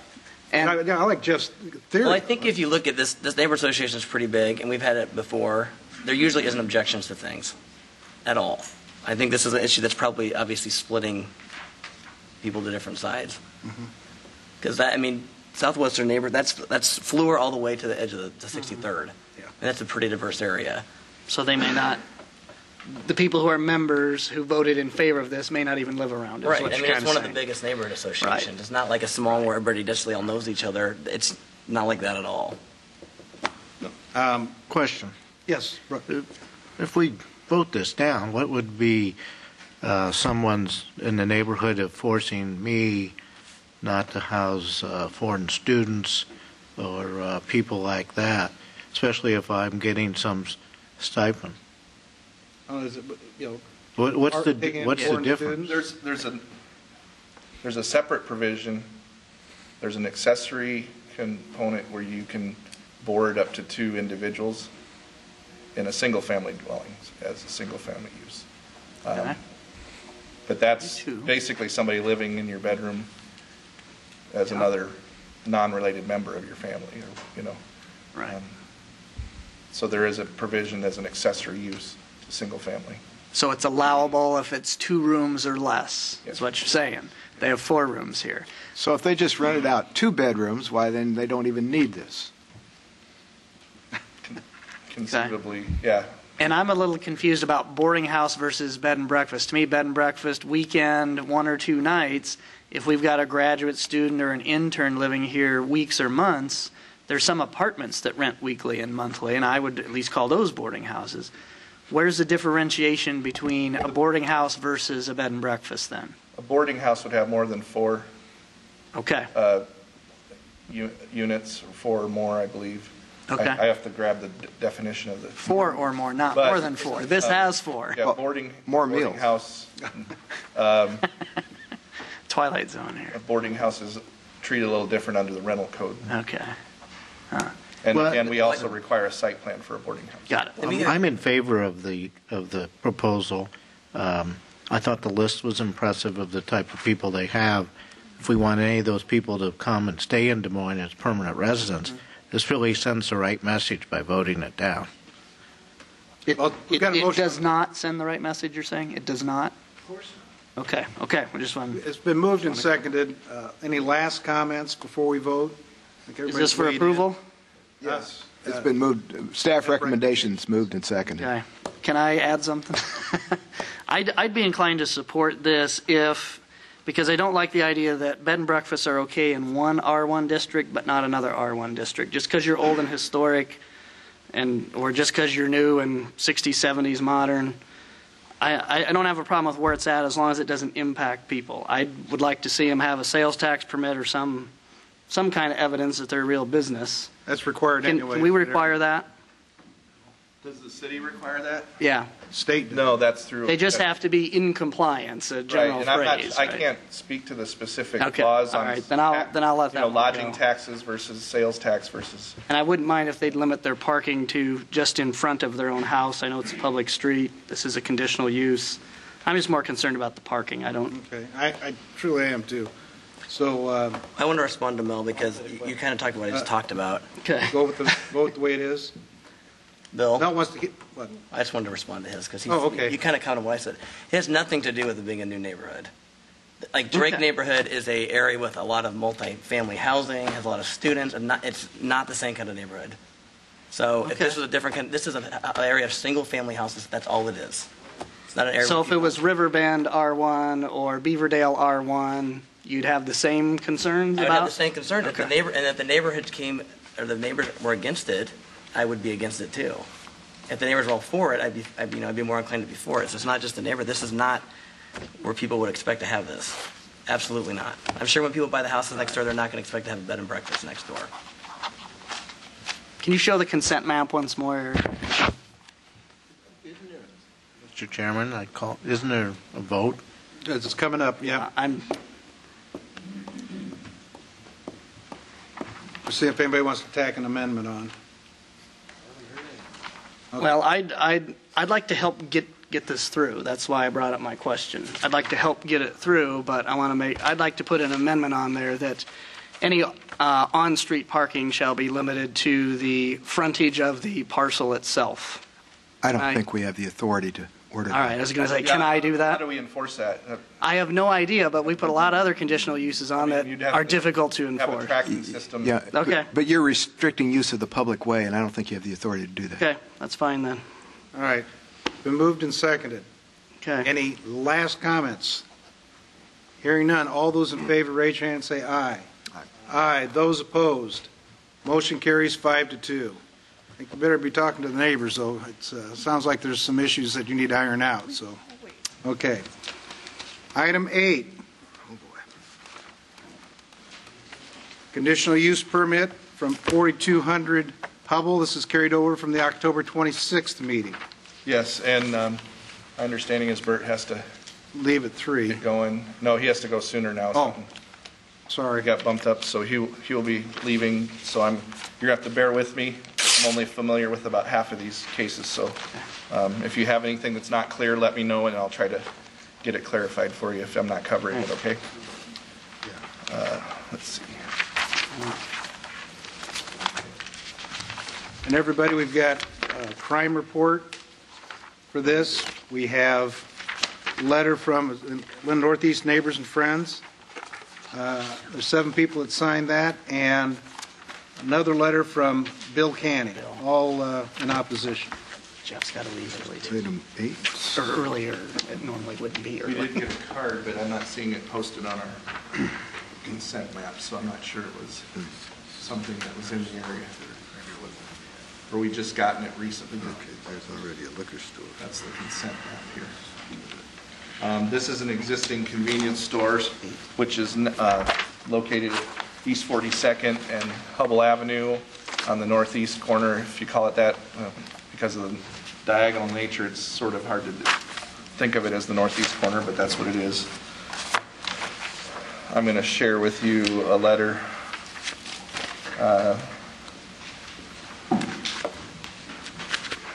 we received too. We just got our crime report information today, so if there's something you don't understand, I'll try to sort through it with you, but it may be just as difficult for me to interpret as you, because we haven't had, several days to get through this information. I had some spare time this morning. I tell you, you have to learn this stuff fast. I guess the nature of these reports, though, just kind of at the beginning of a number of these types of requests here, is that they're within a 500-foot distance, not necessarily just the subject property. So you're getting a profile of some of the issues that might be in the area. They do include things such as traffic. So you kind of have to understand whether they're traffic related or the other thing is they maybe have occurred off-site and somebody came to this location to phone it in. So we can't nail down too specific as to what the actual scenario is with each. This is just data that's collected by the police department based on the calls, and we have it for the last year, I believe, correct? 12 months. So we'll do the best with it as we can. If there seems to be a pattern of something that you're concerned about, my suggestion is going to be if you need more detail or more information, that we table that item to be able to get that further from the police department if we can, because I don't think it's fair for us to be able to interpret that here on the spot. Eric, maybe I was busy reading something, but what time frame are these reports for? Or is it for a year, a month? The last 12 months. The last 12 months, a rolling 12 months? Yeah. Okay. And it's a 500-foot perimeter of the area. So I know Bert had tried to begin to sort through and sort of highlight how many were on. I think an example on this one, item 8, 4200 Hubble, there was a total of 56 when you look at this front chart, Gantt chart here. There was 30, when you actually go through the listings, 30 of those were to the site itself.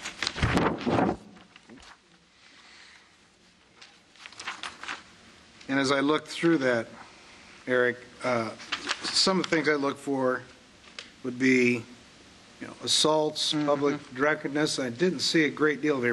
All these appear theft. We had theft, counterfeiting, and harassment. Isn't fifth-degree theft usually shoplifting of items of under a certain amount? Overwriting a check, I believe. Even gets that, okay. Yeah. I would have to. Right.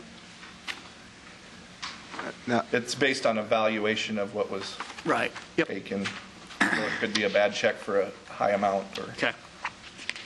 Eric, if you'll refresh my memory, this all comes about, all of these convenience stores are on our agenda because the legislature changed the law and allowed people to sell liquor out of convenience stores? Right. Previously, alcoholic liquor was not allowed to be sold from the premises, directly from the premises. They had to have a separate premises to sell alcoholic liquor, separate licensed premises. So in this case, the legislature, starting the 1st of July, allowed this type of thing to occur.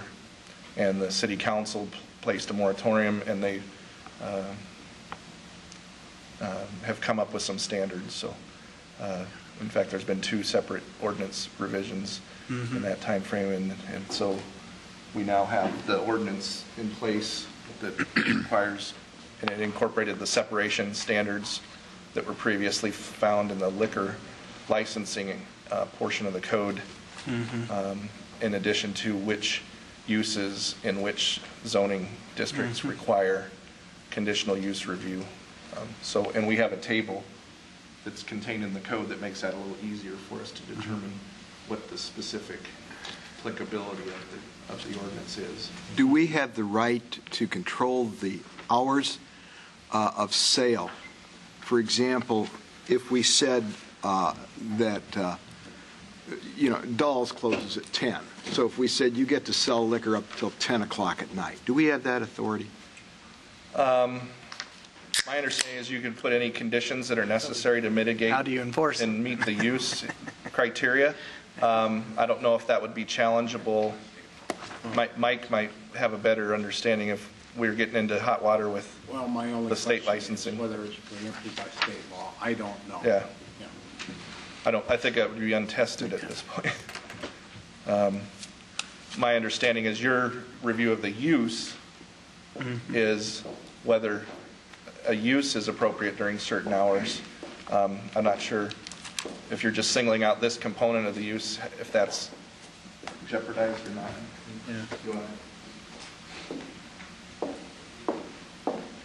Chair Board, Sue Donovan, Zoning Enforcement Officer. I'm not sure how we would enforce it. I believe that on other liquor license establishments you have placed hours of operation. This would be a little bit more difficult because you would just be saying a portion of their sales can't be after 10 p.m., but this, I don't know how you would shut down a business that has a longer period of time as a normal business operation. I think that would be. Let me ask you this. If we went ahead and granted the conditional use and then it got to be a problem, as I'm seeing here, I'm not seeing the degree of problems of some of these other ones. But if it does crop up, does that come back before the city council or does it come back before us? It would come back before you on a referral through the zoning enforcement officer saying that the business is now creating a nuisance based on the criteria in the code. Okay. The ordinance specifies that if it becomes a nuisance, it goes back to the enforcement officer for termination. So I wanted to make sure. Right. Yes. Then I would bring it back to you to rescind, then it would come revoke back the here. conditional use permit. Yes. One minor historical reference here. It was mentioned that the legislature changed how liquor can be sold, but of course subject to local zoning. Was the city's concerns with the operations of some liquor stores and the city's kind of move toward doing something about that, did that predate the legislature's just happening to get involved with it this last session? The city council, excuse me. No, go ahead. That's fine. City council had taken some previous steps in order to address concerns they had with small, what we now in the ordinance term limited retail and food sales establishments, which are those that are under 10,000 square feet, by bumping the percentages of alcohol, tobacco, and food, basically taking tobacco out of the merchandising portion, making it a 60-40 split. So we had started to move in the direction of trying to legislatively control some of these small quote-unquote convenience stores that were really alcohol-based. So we had started to move that direction, and then when the state code changed and said that you could sell alcoholic liquor in our Class E in the same premise that you could sell other merchandise if you sold gas. It sort of prompted now we need to look at how that affects the city. Because previously, if you sold gas, you couldn't sell alcoholic liquor in the same premise, and so they had to create separate premises with separate entrances and all that. So that tweaked another movement to sort of define how we're going to treat Class C liquor license. So these conditional use permits in this process, it wasn't just in a response because the state had changed things, but it kind of came as an extra thing on top of what you were already trying to work on to try to work this in together now. Which is why we're where we're at today with this big slug of these. Started with the 60-40, take the tobacco out. This gave us another look at what a premise definition is and the separation, treating the Class E liquor license more like a bar that sells alcoholic liquor, and then doing some tweaks in the C1 zoning districts because those are more neighborhood oriented, closer to residents, and tweaking the separations for certain. And as Eric said, certainly the chart that you have in front of you is the easiest explanation for the separations and what requires Board of Adjustment. All right, thank you. But my question is, and I got to tell you, I'm a little concerned about all these that are on this agenda today. Who determines the 40% rule? When do you audit them? I mean, who audits them? How are they audited? How do you know that only less than 40% of their sales has to be in alcohol, beer, and tobacco? The audit process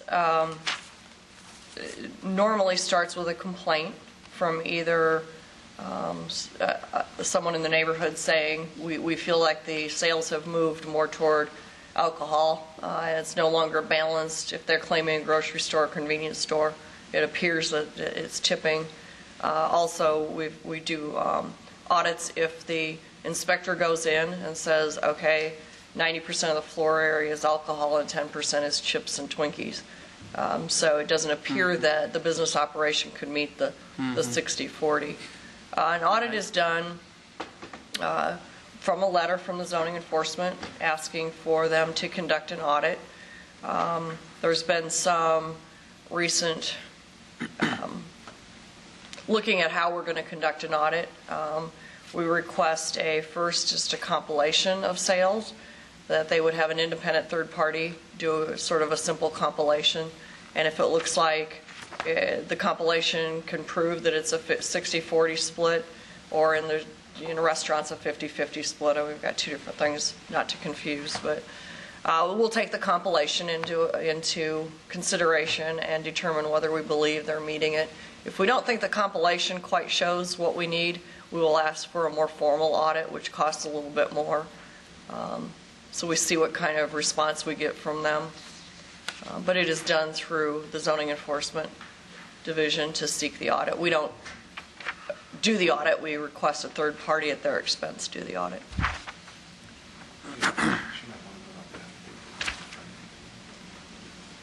Do gambling receipts count in the 60 or the 40? Lottery tickets? Yes. Arguably, they've been counting them as merchandise to date, and we haven't really gotten into that because the percentages aren't great enough to tip it either way. Yeah. But, okay. But that could be subject to review. Based on, follow-up? they're not alcohol or tobacco, but arguably. Can't drink it or smoke it. Mr. Clark brings up a good point. Are the sale of lottery tickets in these convenience stores' calculation of their gross receipts? They are thrown in under a merchandise right now. So they count towards the 60% rule. Yep. Okay. Linda? So, and I have one more question. How are our neighbors in the suburbs handling this? Any idea? Are they being asked to sell alcohol on every street corner like we are? My understanding is there's been a dramatic increase in requests for Class A liquor licenses in convenience stores. How they're handling it, I don't know. Thank you. Eric, you want to just, I think you're Yeah, I was wanted to give you some generalities here. Again, looking at the pattern on here, I think you can make your own conclusions. I'm not going to try to interpret this information on every single item, but if you do have some questions and we need to sort through it, then I think maybe, and that's really a tipping, terminating factor. What's the period on these? What length of time? Last year. The entire year. Okay. And they were requested about the time of the application. So it's a 12-month. Yeah. It's a 12-month period. It's about 13, but not including the most, possibly not including the most recent couple weeks. Or, Eric, you want to go through your conditions? Yeah. In this case, we are recommending approval. It's not a separation issue from anything like churches, parks, schools, so there's no separate relief necessary. We do want to make sure that it still is be considered an accessory component of the business with regard to the sales. No more than 40% of the business's revenue would be derived from tobacco, similar to how we would treat a limited food sales. Any sale of alcoholic liquor, wine, and or beer shall be in accordance with a proper license. Anything that would require them to alter or renovate the interior to accommodate this activity, we want to make sure if it requires modifications to the building under the building code that they obtain the proper permits for that. And then what I call the reflex clause or clause, if something about this over the period of having this conditional use starts to show pattern of a nuisance, this could be brought back in front of you for reconsideration. Okay. Any other questions for staff? I think we got quite a few coming down the line here, so appreciate everybody's patience. Thanks, Eric. Applicant or representative of the applicant? I do have some photos, I guess. Okay. Give him a second to put the photos up.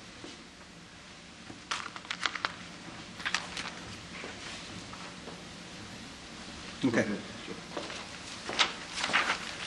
Mr. Chair, members of the board, Joel Houston, Come and Go, 6400 Westtown Parkway, West Des Moines, Iowa, 50266. I'm an attorney for Come and Go. We have reviewed the staff recommendations and have agreed to all of their conditions.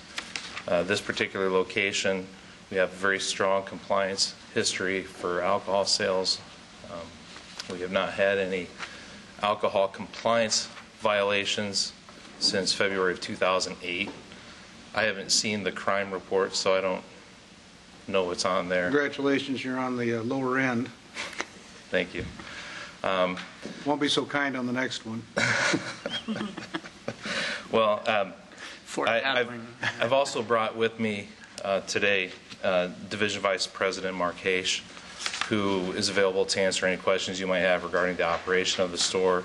At the last Board of Adjustment meeting, we had quite a few issues regarding the operation of our store on Army Post, and that I wasn't able to address. So welcome any questions that you might have. Did you see, we gave you the card from the last month's meeting. Was it Sheraton Neighborhood Association was objecting to it? Was that the card we just passed through? Yes. Yeah. Have you had a chance There to was talk the to the neighborhood one too. No, we haven't had a chance to talk to the neighborhood. I understand their concerns are primarily due to increased traffic and the perception of us adding liquor, just the negative connotation that comes along with that. We're already selling beer and wine from the store. We see it as an additional product that we can now sell. So I would recommend you get in touch with them anyway. It's a good faith gesture back to I do have, let's see, on this one, we did put out a petition in our store for our customers to sign off on. That would be in favor. Around. See, we got quite a few signatures on that. I'll make sure you don't see any relatives on there. Mr. Roseman. Any other questions, Mel? Joel, I see you got some nice architecture to your store. Is this a store that you guys built, or did you remodel, or? We built it. You guys built it Yeah. as a new store. Okay. Thank you.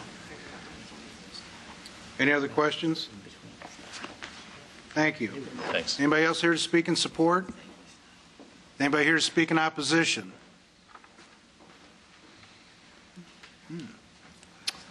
Any last questions for staff? Got surprised here. Hearing none, we'll close the public portion, go to board decision. I move staff recommendation. I'll second that. Moved and seconded. Any further discussion? All those in favor, raise your hand and say aye. Those opposed, motion carries 6-1.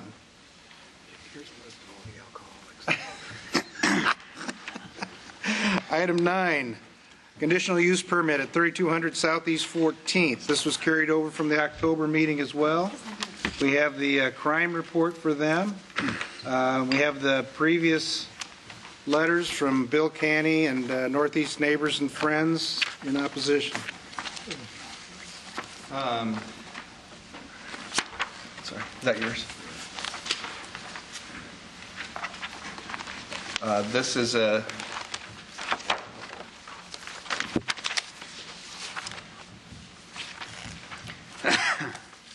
continued. This is also continued from last time. Location is the store at southwest corner of East Park and Southeast 14th. You have the Hy-Vee. It's a very concentrated, intensive area for highway commercial development. No issues with separation from residences in terms of the minimum separations. It was a built-as convenience store on a high-volume corner. Essentially the same layout as the last item. It's the same vintage of the store prototype, I believe. So this is looking to the northwest. You see Walgreens in the backdrop there. This is looking to the southwest, or straight west actually.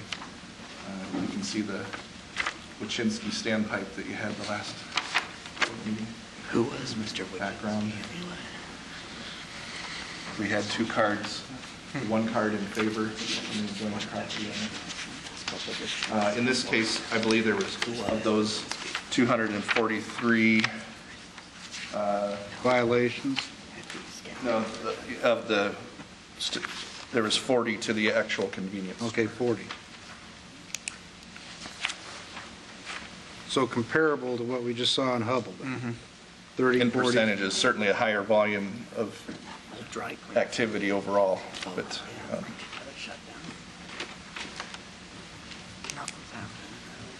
this would include the Hy-Vee property, this would include the Walgreens property within that distance. So, staff's recommending in favor of the granting the requested conditional use permit, subject to the same 4 provisions, keeping the volume of tobacco alcohol sales 40% or below, obtaining the proper liquor license from the city clerk, any renovations, making sure they're in compliance with our building codes, and then the clause that would allow the zoning officer to bring this back in front of you if there was a pattern that would constitute a nuisance. Questions for staff? Thanks, Eric. Back on stage. Joel Houston, Come and Go. This is 400 West Town Parkway, West Des Moines, Iowa, 50266. Again, with this store, we're in agreement with staff's recommendations and the conditions.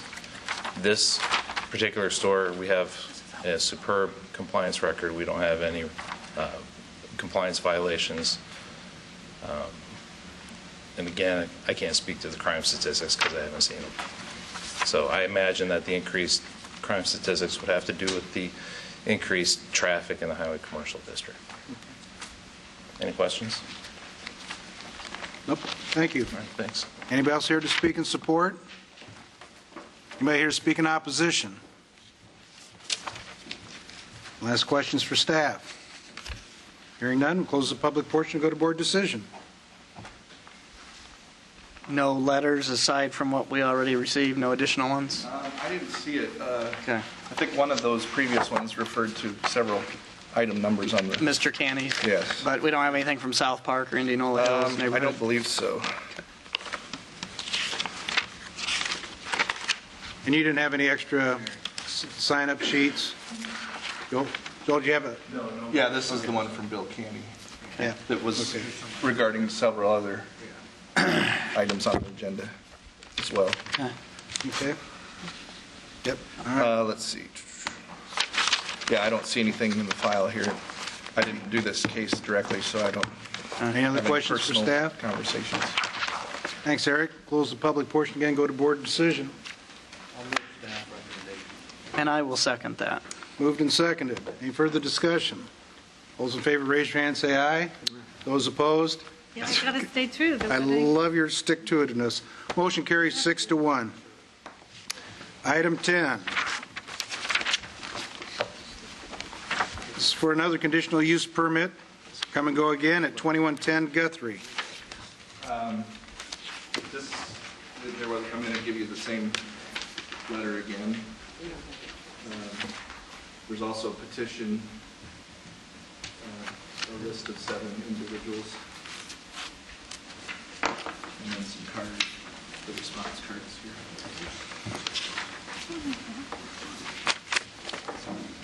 Eric, this is 218. We got a better count here for on-site.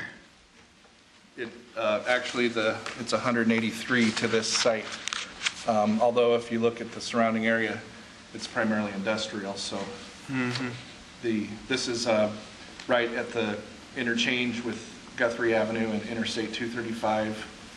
You're familiar with some previous relief on this location. It looks good, by the way. Yeah. This property has been Almost looks like Jordan Creek, doesn't it? Right. In its recent development, but they're requesting similar. This is a larger model size store than you saw probably in the previous 2. Give you a photo here. This actually went through the site plan review process of under the new convenience store design guidelines. You can't see those air conditioners. That's Yeah, the parapets are in place. It's done adequate buffering under the standards for the adjoining residential uses. Again, this did not require any separation relief to the separation requirements. We are recommending the same 4 conditions as in the previous 2 items. Staff generally was not concerned based on its location and the volume of traffic. There is some adjoining residential areas, but these areas are also amongst a greater industrial portion of the city. So it is a little bit different in terms of its atmosphere of the neighborhood, and it's 2 high volume traffic areas that come together here. So in our review of it, we believe this is an appropriate location to allow the conditions if they can comply with all the conditions that we've recommended. Thanks, Eric. Any questions for staff? And it's still no more than 40% of the revenue. Correct. What we're just the kind of way of looking at that is we don't want to see that the volume of revenue from tobacco and alcohol exceed that any more than limited food sales or a limited retail operation. So, but gasoline counts in the 60. Gasoline does count, correct, and that's what kind of throws us into a different approach with the liquor license changes with the state too. So that was if you read the preamble of that ordinance, it kind of speaks to the concern about the impacts that could come from alcoholic liquor with convenience stores. Any other questions? Thanks, Eric. Applicant, represent the applicant. Mr. Chair, members of the board, Joel Houston, come and go, 6400 Westtown Parkway, West Des Moines, Iowa, 50266. Again, in this one, we are in agreement with staff recommendation and their conditions. We do have a petition that was signed in favor of our application, and this is one of our newer stores. We don't have any compliance violations on this one either, so we've got an excellent history as far as being a responsible alcohol retailer. I'd entertain any questions you might have. I have a question. Yes, sir. This store seems to have a lot of theft. Are you concerned about that with the addition of the alcohol? We're obviously concerned about theft. No, but it has almost 200 reported thefts on site. I can't speak. Were those all at this particular store? Were those just for the 183 of them calls. Right. I'm not sure all of those were theft. Well, but there's a percentage of these are theft. Oh, my contingent is telling me that those are primarily drive-offs. Thefts. Interesting. Which Those are out-of-staters that probably took the exit and ripped you off. Because your sign's too high. Right, Jeff? Yep.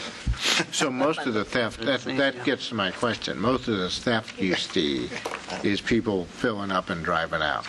That's a significant portion, yeah. Okay. I don't want to say that that's most of it. No, I understand. Probably.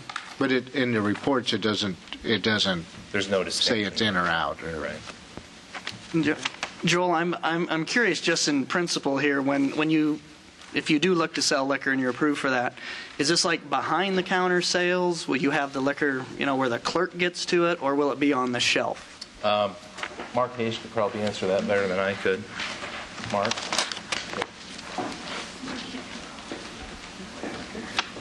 Well. Hello, my name is Mark Hayes, 6400 Westtown Parkway, 50265, 50266, sorry, it changed. With regard to the theft question, virtually all of that is gas drive-offs. With regard to the positioning of the liquor, it tends to depend upon the layout of the location. Okay. We try not to put it adjacent to the front door. Sure. But we try to put it in clear line of sight Okay. for the associates. And we do have some theft prevention devices that we also do in many locations. And we have the most theft-prone items behind glass with a lock. Got it. Thank you. Thank you. Any other questions? Yes, Mayor? This shows the layout, and I think it's been described that most of them are in this first shelf area. Okay. Okay. Any other questions for the applicant? Thank you. Anybody else here to speak in support? Anybody here to speak in opposition? Any last questions for staff? Hearing none, let's close the public portion, go to board decision. Yeah, I'll move staff recommendation. Moved and seconded. Any further discussion? All those in favor, raise your hand, say aye. Aye. Those opposed? Motion carries 6-1.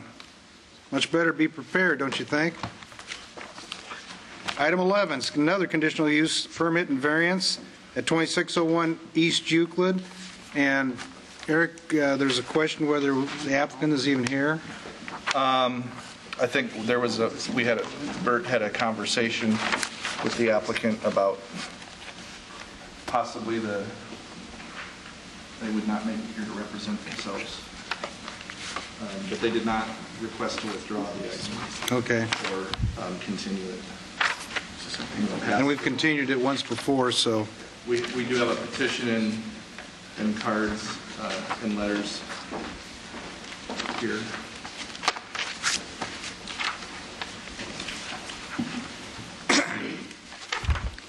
This is a small store. It had been previously occupied as a tobacco shop in the past, and it did have beers sales, and as part of at that time we considered it a grocery store, but that was before the changes that would have added tobacco sales that was in the amendment that came in the spring of 2011. It has not been occupied. It was occupied previous to those changes, which threw tobacco into the total revenue. There's a Papa John's in part of it, or there had been. I think it's there, and then this is the part right here that's the subject of the request. That probably gives you a better view of it head on.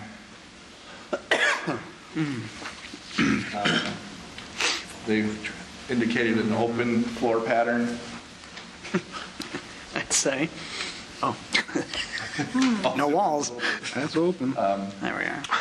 But it's a very small area as well. I think staff's primary concern is this is up against kind of that transitional area between the neighborhood and the commercial area.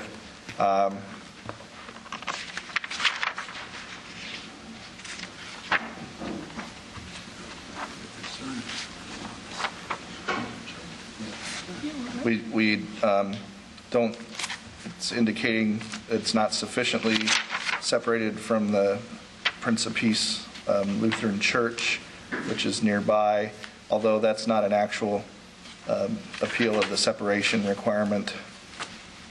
It's 105 feet from that. I'm sorry, it's 98 feet from the Prince of Peace. And I believe if you look at this, it's condition 3. Not sure. So should this one? Chair, members of the board, Sue Donovan, zoning enforcement officer. This is seeking a variance of the separation from a church. They need 150 feet separation. They don't make the 150 feet.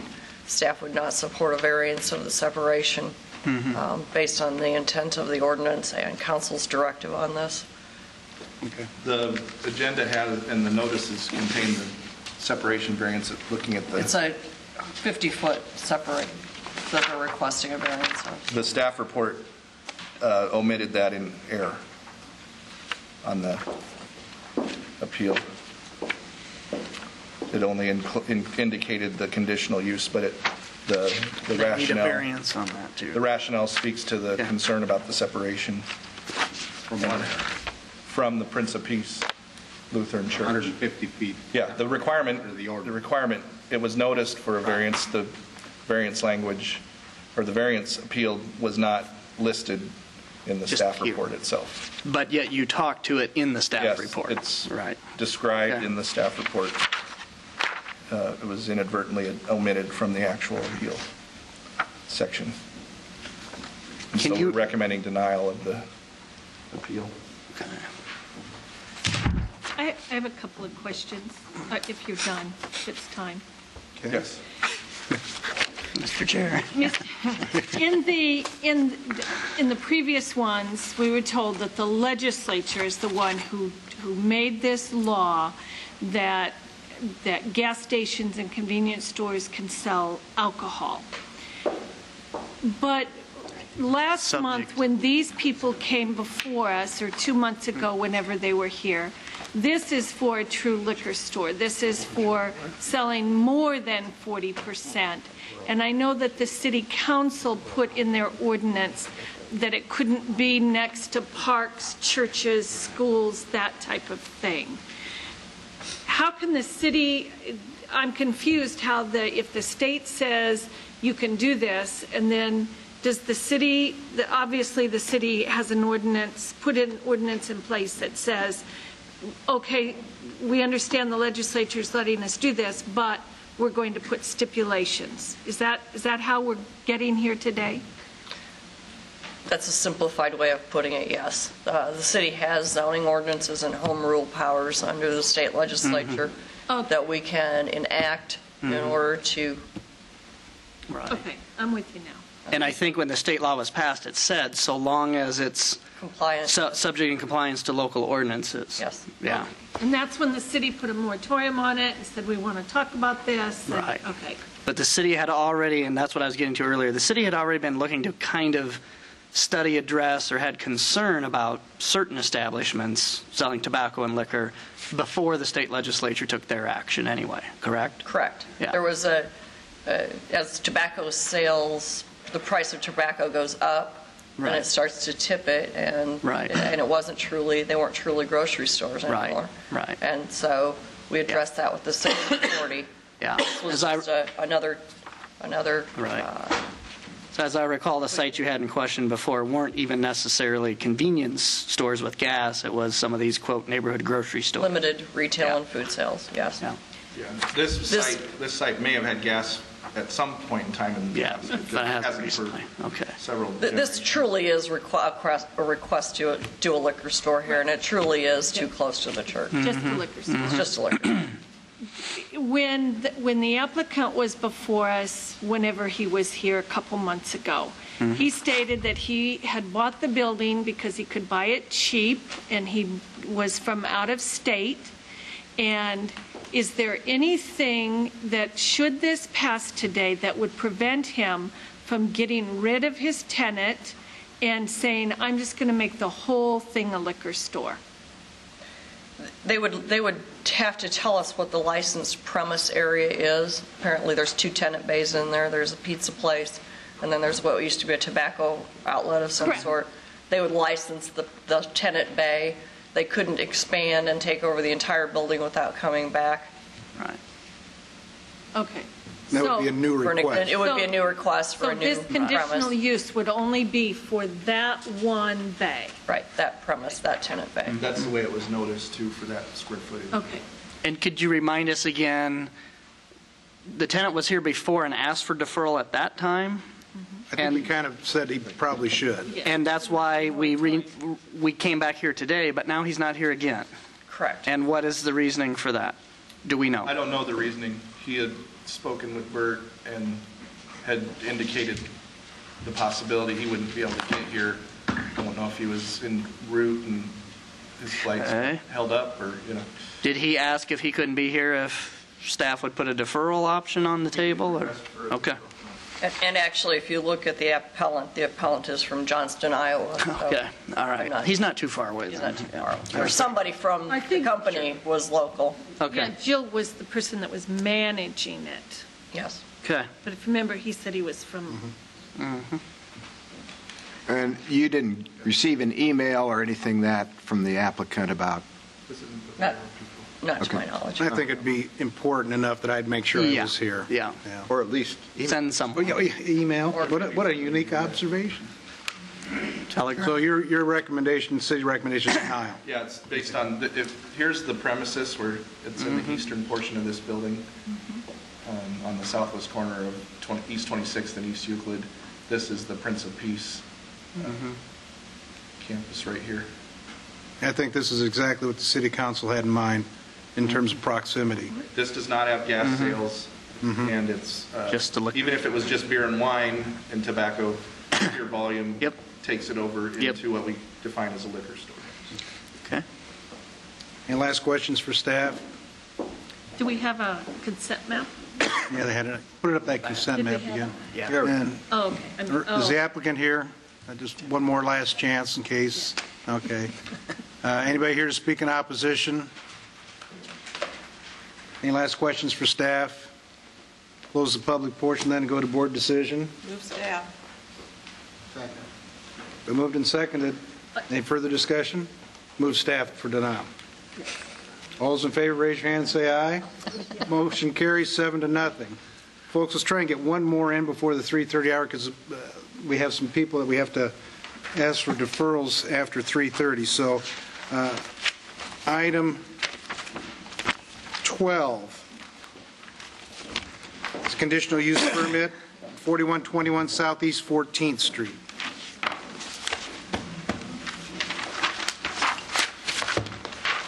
And this one was also continued. Some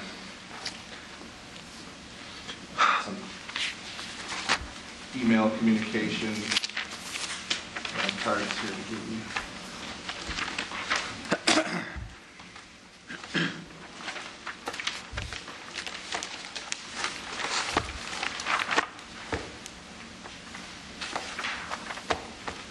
This is on the east side of the Southeast 14th Street corridor. This is East Watrous. You can see this. There's a rental business here, vehicle display lot, and to the north of it, and then the old Hollubs, I believe, in that location.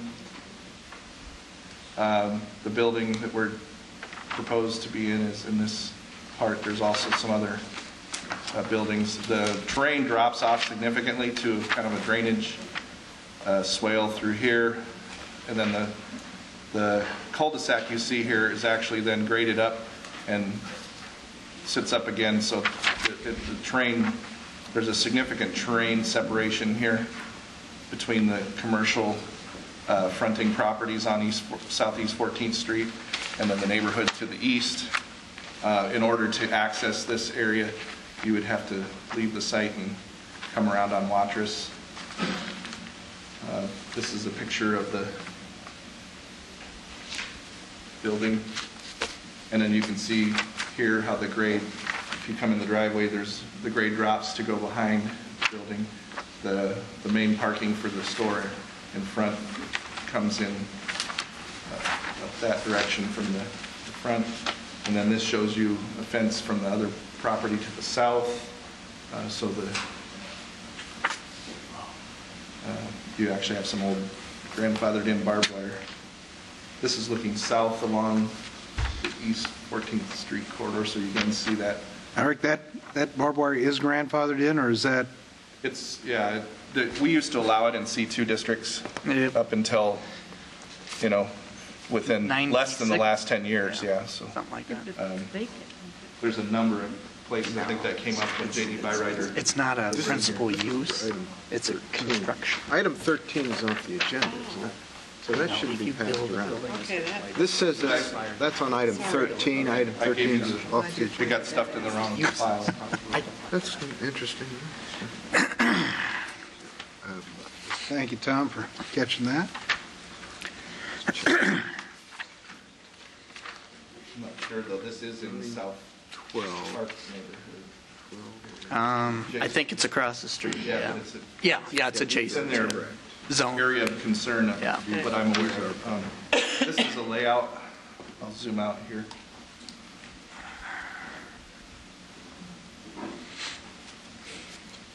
Again, this is, for the most part, strictly what is considered a liquor store based on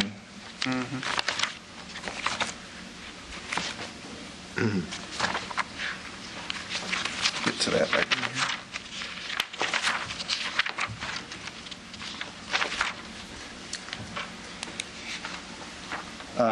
There's not a separation consideration here, just the consideration for conditional use.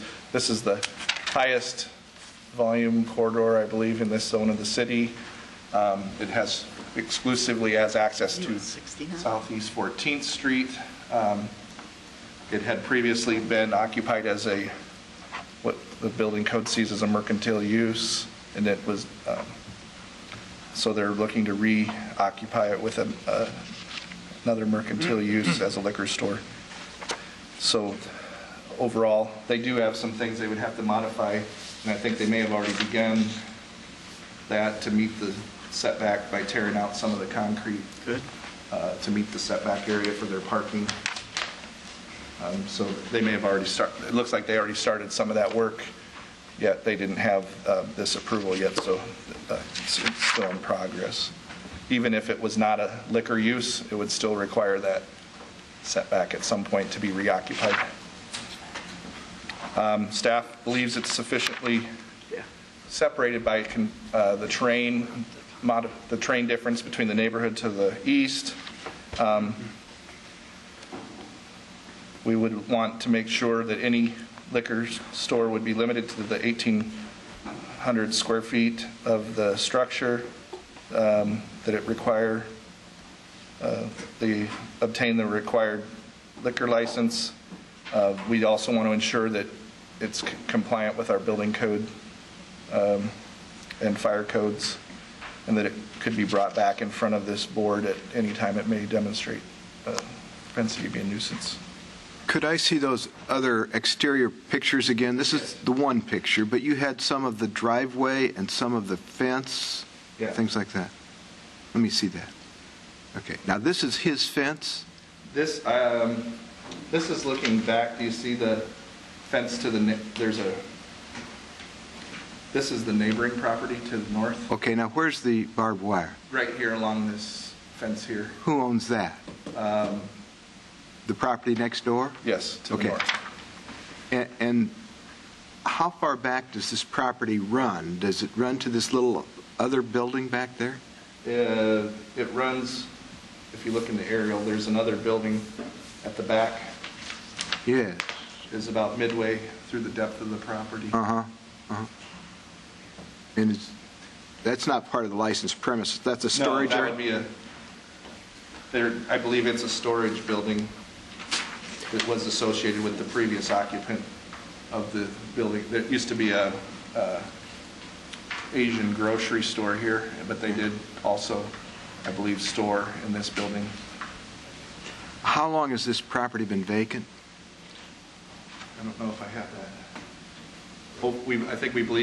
I believe we've determined it was over 6 months. Okay. This came to us in a pre-app over 6 months ago. Does the sign come down? They are allowed to have signage.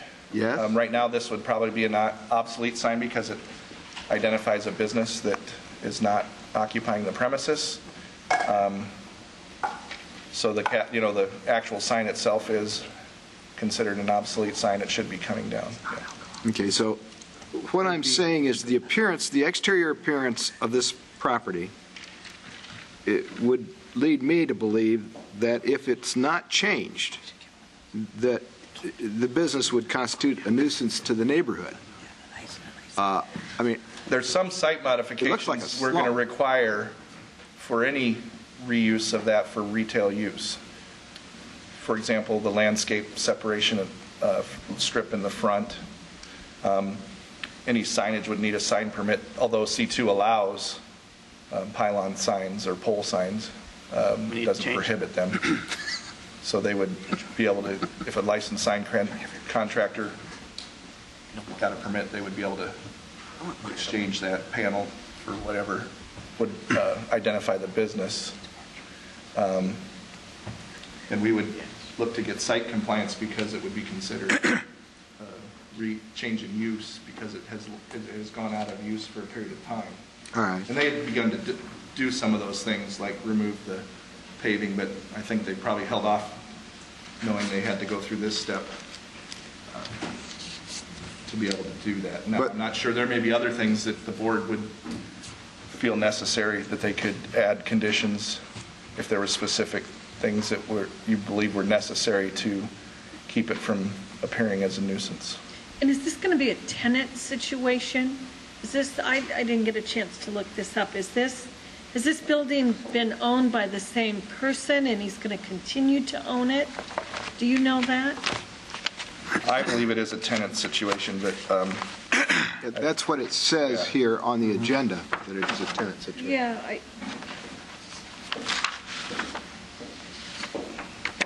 but I didn't know if that person if the same person had owned the building for a long time, or. I don't know the tenure of the ownership myself. The current owner is what is on the application. I don't know if the tenant is the same individual. I guess if somebody representing the owner could speak to that.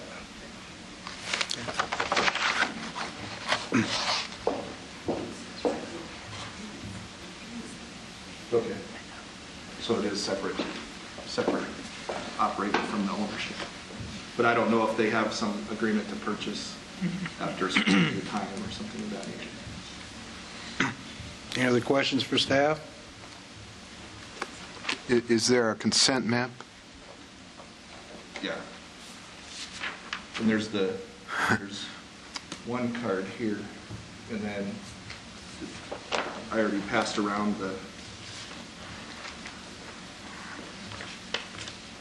I don't know why that was floating around separately. Yeah. He is. This goes with the other cards that are objecting. That was actually based on the previous notification.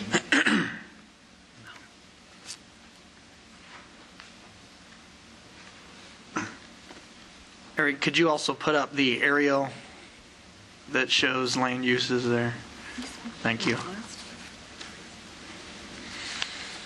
This looks like hell, doesn't it?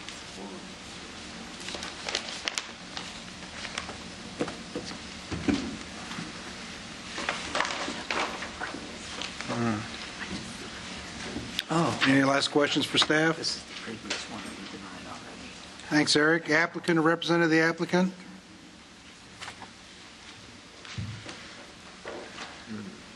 Was there going to be an issue on this, Eric, with the applicant not being here? I thought I saw him come in earlier. I don't see him now. They were here. I saw them walk in. Okay. Anybody here to speak in opposition? Okay, any last questions for staff? Yeah. Does anybody from the staff want to go out, and what we do at the courthouse is we yell from the highest. Yeah. Now hearing. I could go out and see if there's somebody in the immediate ante area. See anybody there? Okay. Yeah. They left quite a while ago. Maybe they thought they had it in the bag. Yes. Does anybody have any last questions for staff? We'll bring it back in here and we'll vote on it anyway. Sure. Okay, close the public portion, go to board decision. I drive by this place 2 to 4 times a day. It's been empty. I'd like to see use.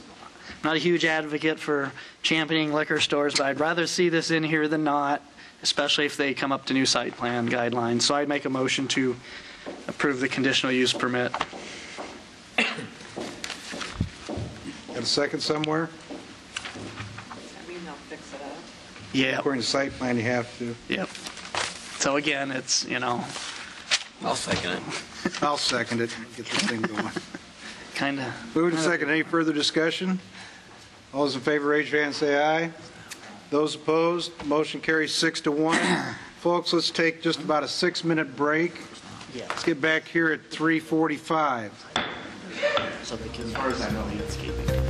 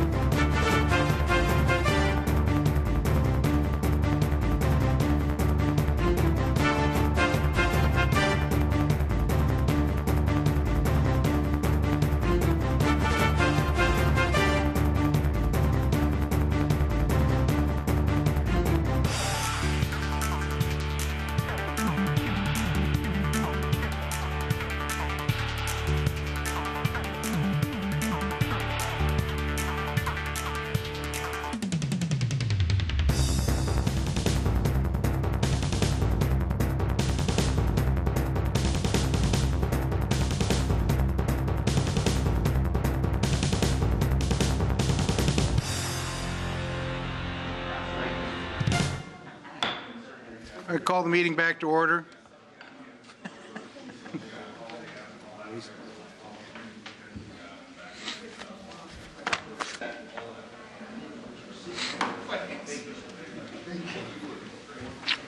Thank you, folks. Before we continue with item 14, we have a request from items 24, which is a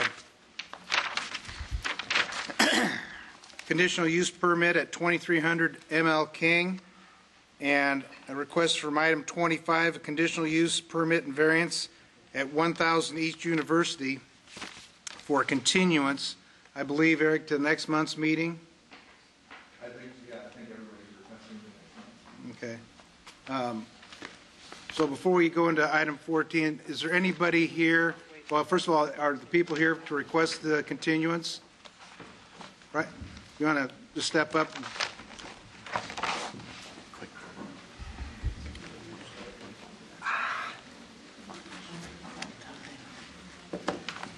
But we couldn't even hear that until we got to this part. Mr. Chair, members of the board, Larry James Jr., 3101 Ingersoll, Des Moines. Yes, we are requesting continuance for both of those items. We are seeking to reach out to some of the concerned parties in the neighborhood that have written comment cards and letters regarding the two proposals, seeing if we can address those concerns before December's meeting. Okay. Is there anybody here that came to speak in opposition to items 24 or 25? You want to line up, we'll give you a chance to, in case you can't make it next month, we want to hear your side of the story too. So, I'm Mark Nelson, Executive Director of Freedom for Youth Ministries at 2301 Hickman Road. Just wanted to state that we are in opposition of Quick Trip, our neighbor on the east, selling hard liquor. This board has already recently approved the conditional use for a children's center that we're going to build on our property. We are already seeing 300 to 400 children in our neighborhood that come to our center, as well as over 800 volunteers from around the metro community. We do feel that with the heavy foot traffic of our neighbors that come to Quick Trip to cash in their cans and buy alcohol, that this would have a detrimental effect, not only on the children that we serve, but potentially on the volunteers that come to our center. Okay, we'll have that for the record. And you signed the card, the comment cards? No, I haven't. I called Eric's office the other day, but I have not signed a card. Okay. I can do that. Yeah, it'd be good to have it in writing. Yeah.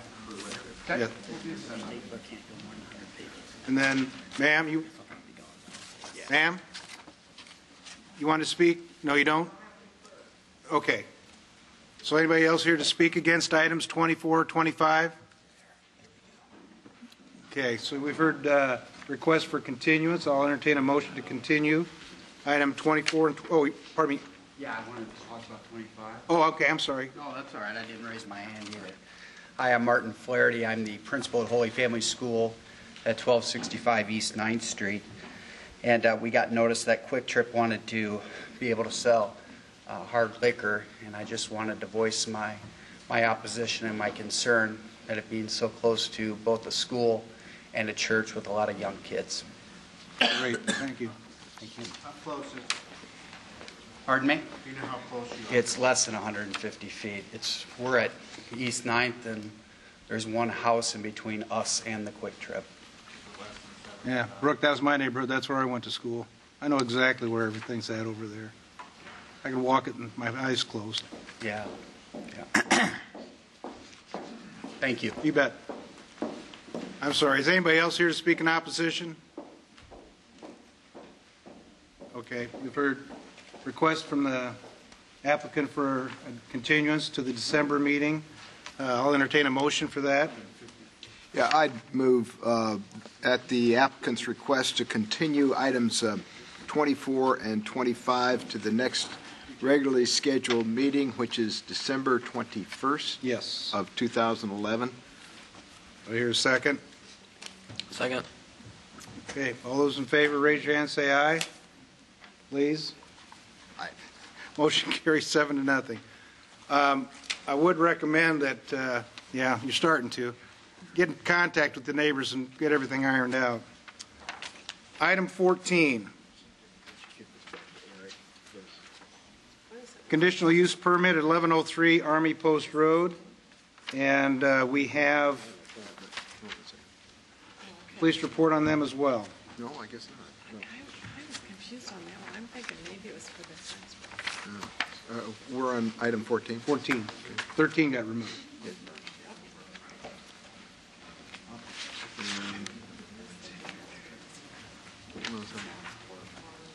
Yes, it is.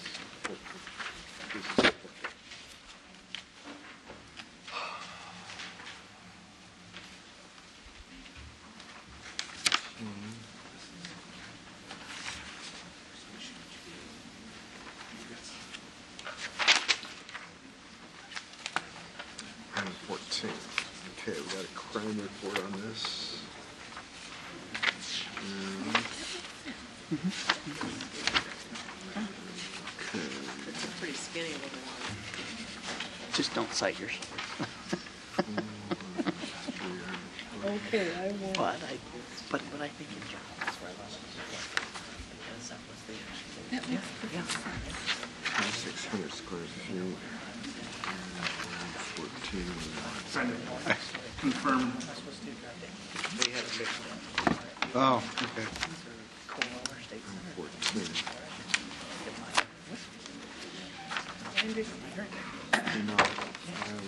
Did you have this report here? Yes. Okay. This one only has, was it 54? Yes, that's correct. Correct. And how many of those on the premise? Cheat sheet?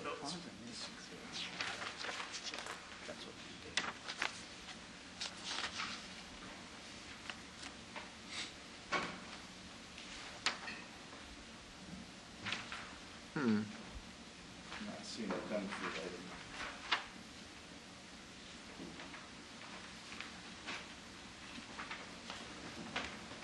I think that there was actually 19 of those to the site.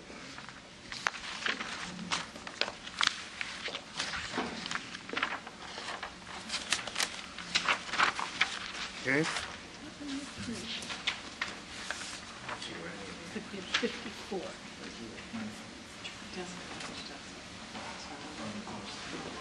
It wasn't in his.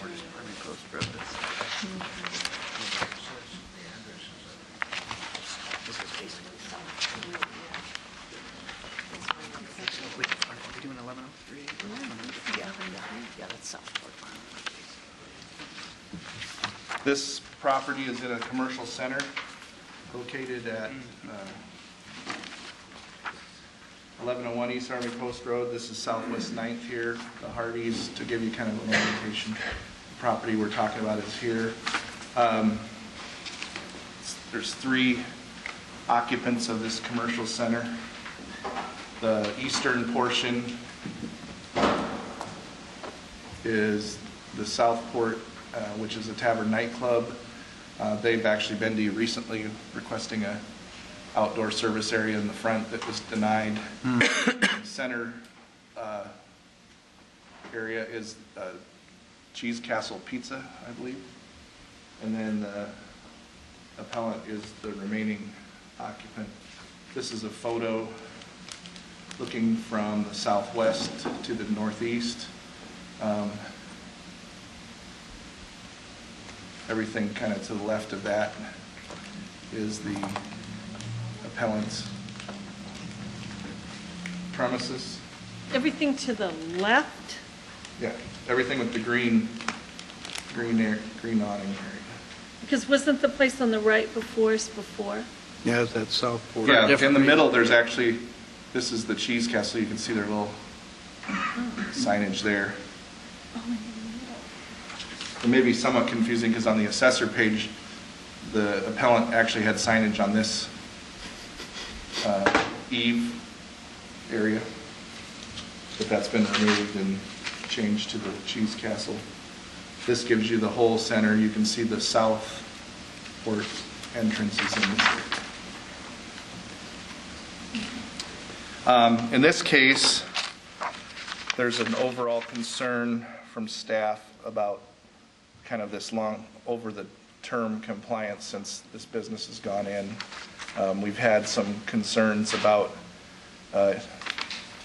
illegal uses for adult businesses. We've had concerns on the property overall, not necessarily this premises, but for junk and debris. Vehicles have been impounded from this. So there's this series over time of violations of both the zoning and the junk and debris ordinances. We actually had an illegal occupancy of where some modifications were done to put an apartment in the back of the premises without getting proper permits for some of this. So there's kind of this pattern of non-compliance to following our ordinances. The volume they're requesting is clearly throws them into the definition of being a liquor store. In this case, there's not an issue in terms of meeting the minimum separation. However, because of this pattern, we've got a concern about the ability to comply under this conditional use. So staff is recommending denial of the conditional use. Is there anything specific from the staff report that you have questions on? I don't think anybody has any. I do know there's been some change in ownership, but in looking at the issuance of the business licenses for the tobacco and liquor, it's generally been the same person that's been taking the business licenses, even though the ownership has changed a little bit. So you might hear some arguments that now that we have a different owner, things have improved, and that could be the case, but we're generally concerned about kind of this collective amount of activity on the site with the tavern as well, and the history of some non-compliance issues. Okay. Thanks, Eric. Applicant or representative of the applicant? Let's see if I can give you there was one card we got with the... Pass that on down. I think that's where we got it. Unless you got another one. I think I passed it. Yeah, we got it.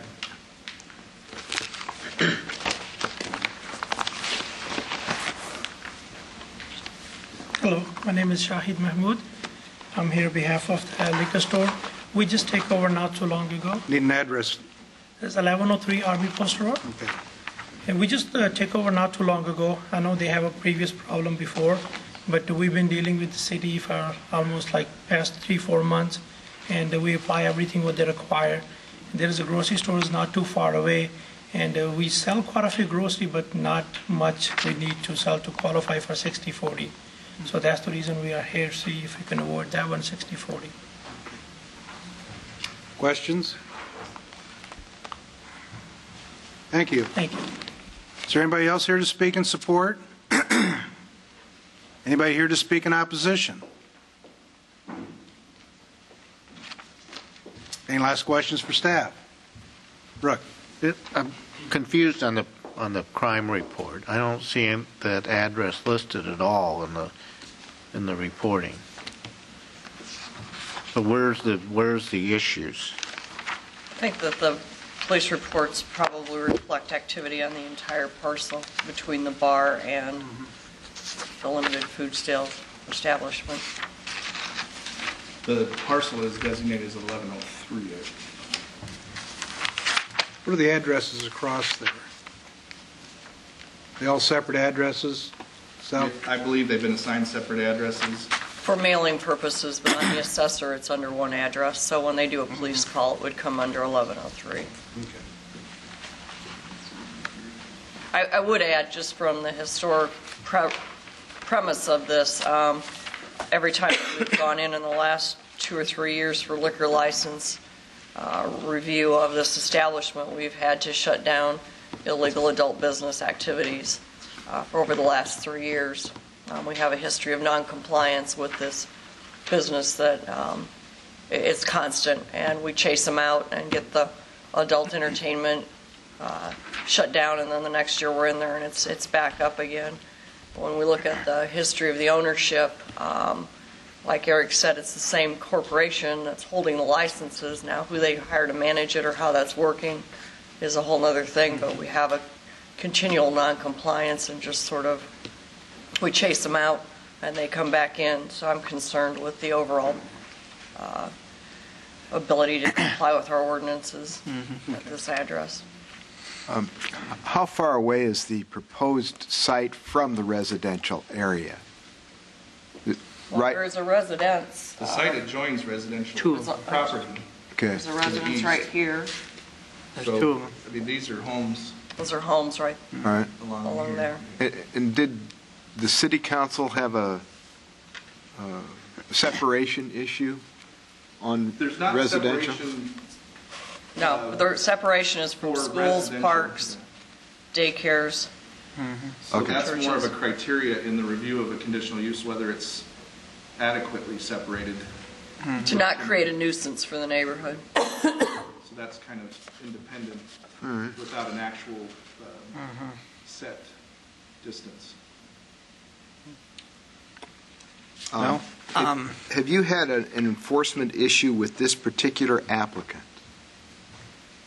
It not necessarily maybe with this particular person, but the applicant continues to be the same business entity.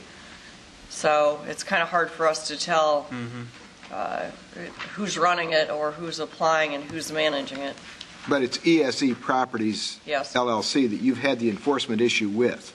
And whoever they had in there at the time. And whoever their tenants were. Okay. No?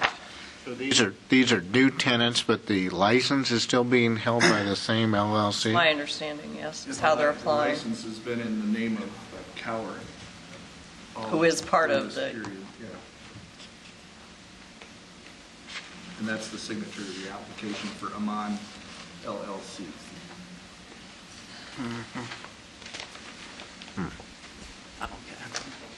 Any other questions for staff?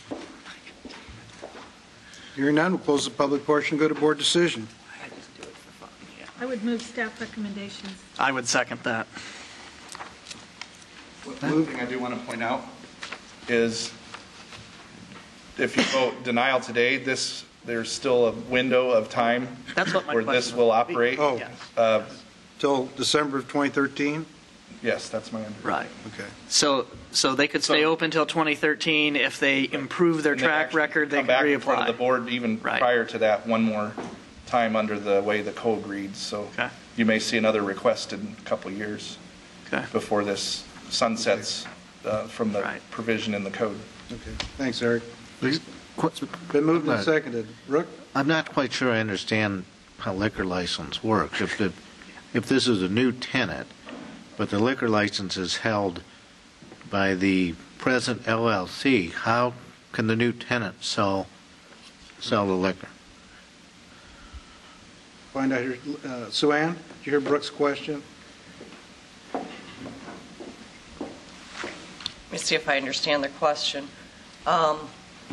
The liquor license can be held by a corporation, and then a person in the corporation can sign for it. So I don't know if that answers the question. Well, the thing, we have one signature. What Brooke's kind of asking is, how can this corporation continually fail to meet standards and still get liquor licenses just by putting new personnel in there? That paraphrasing? Well, no, not quite. The tenant themselves, do they have to be part of the company holding the liquor license? I believe they would have to be an officer or a corporation or be the leaseholder, depending on how they apply for the liquor license. So are they? It's the same person that continues to sign for the liquor license. No, I mean the two gentlemen that are... You have to ask them what their relationship to the I mean, I don't understand how they can operate if they're not. You want to bring them up and ask them that question, Brooke? The board's not Yeah. considering the license. The board's considering the use of the property owner's signature to this appeal. And then the operator could interchange over time with the use. Each has to get their own liquor license over time. When the code was adopted, there was a sunset clause after 3 years, correct? Well, that's another issue, but that's So a different issue. They've been operating under that provision for this Should we application. ask them? Just Yeah, you can bring them up if you want to.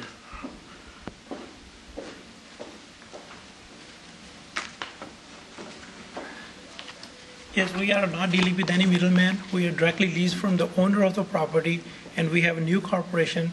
And I'm personally myself dealing with the 26-year state of Iowa for liquor license that does not have any single violation against my name.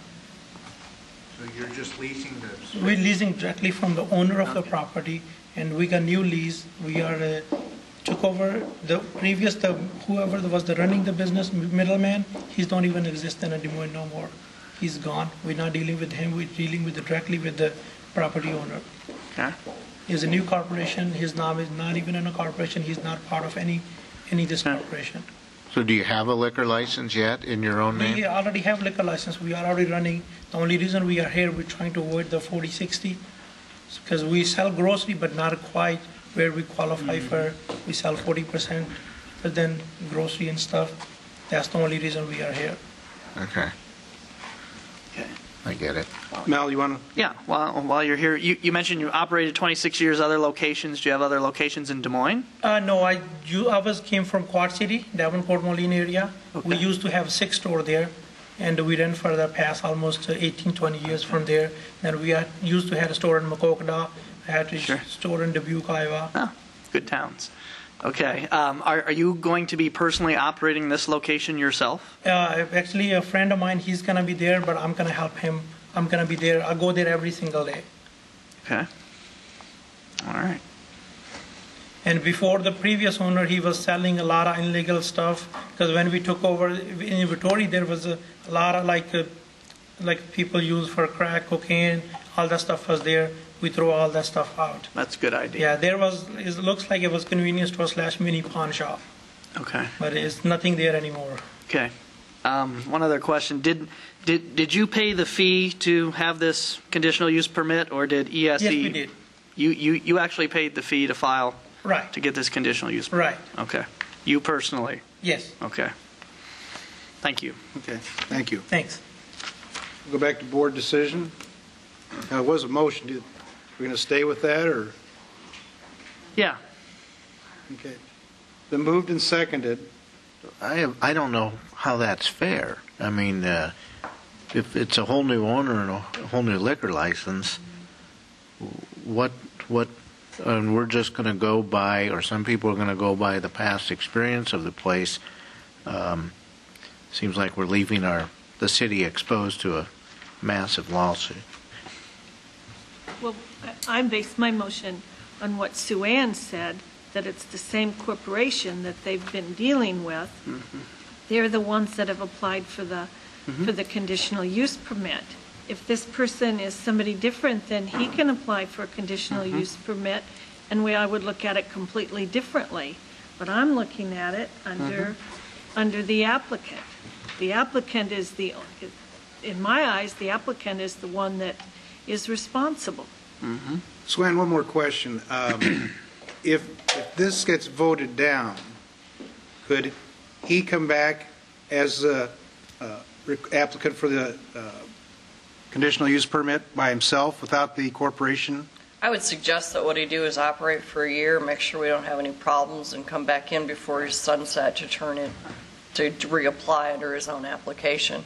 But if we have a year of behaving correctly, I mean, he's still got He's got 2 years, doesn't he, yet?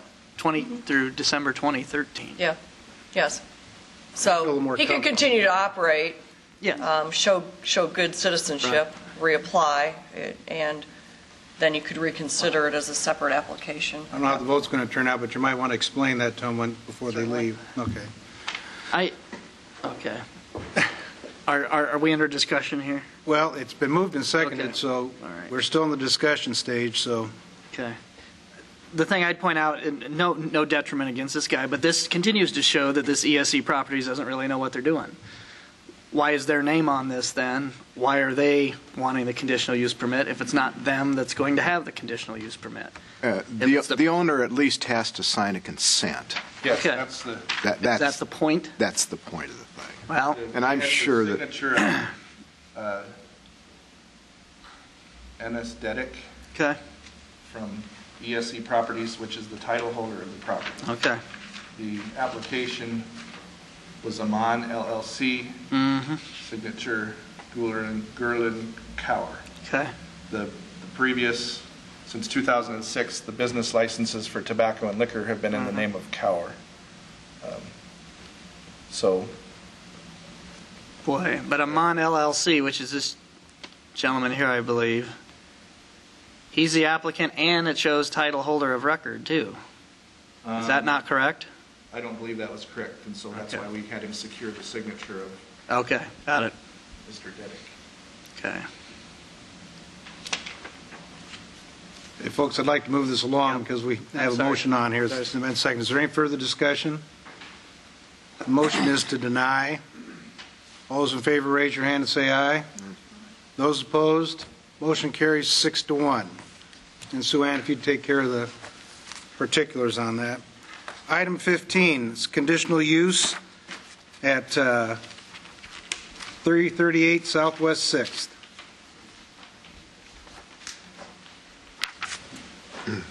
Yeah. The staff, the agenda shows 338 South. Okay, I thought, yeah, oh, I see. It showed 339 under the address. Oh.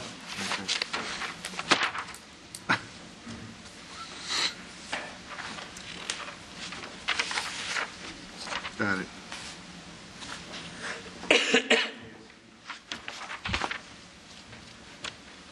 Okay.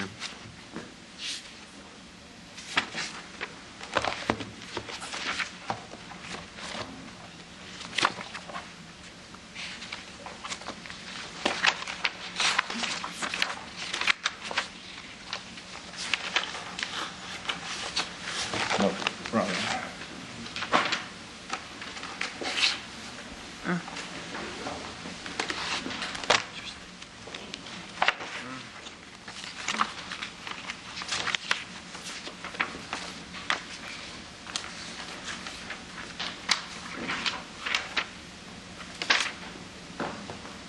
Just to give you an orientation, this is at the southeast corner of, or northwest corner of Southwest 6th Street and Tuttle.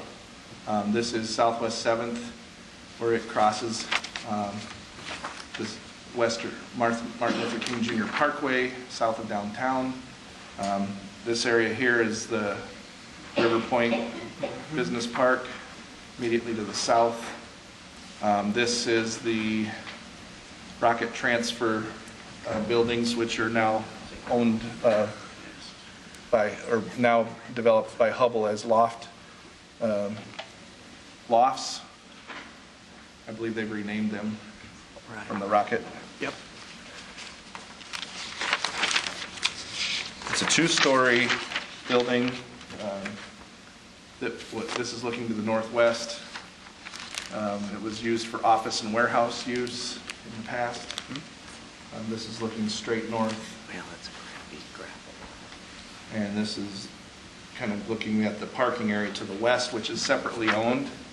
I should point out, you can probably see this on the consent map, the owner of this subject property also owns to the east of Southwest 6th Street, but the immediately surrounding premises to the northwest and south are owned by Hubble and Ruan in this case. So when you see a lot of this parking, at this point I haven't had any kind of indication or written statement that there's agreements for parking on these areas. So there's probably some assumption that can be made that this property to the east may be available for parking, as that it's also owned by the same owner. And there is some parking areas in this area around these buildings. Again, my concern, this is actually, I believe, a fenced lot here, restricted. So one of the concerns in looking at this was the consideration of parking. Other than that, from the activity going on in the area, there is some residential, but again, when we've looked at these, the type of expectations you have from residential in the downtown may be looked at differently than a single-family neighborhood. So we did take that under consideration. In this case, there wasn't enough brought to us to give us an indication that this is something that we could recommend approval of. So we gave this a recommendation of denial unless there was some demonstration that certain conditions could be met. And they include that the renovations are in accordance with the building codes, that we can have evidence of adequate parking arrangements with nearby property owners to demonstrate there's a sufficient amount of parking, and that any parking area provided for use by the patrons shall be illuminated at an intensity of 1 foot candle, which is actually a standard anyway.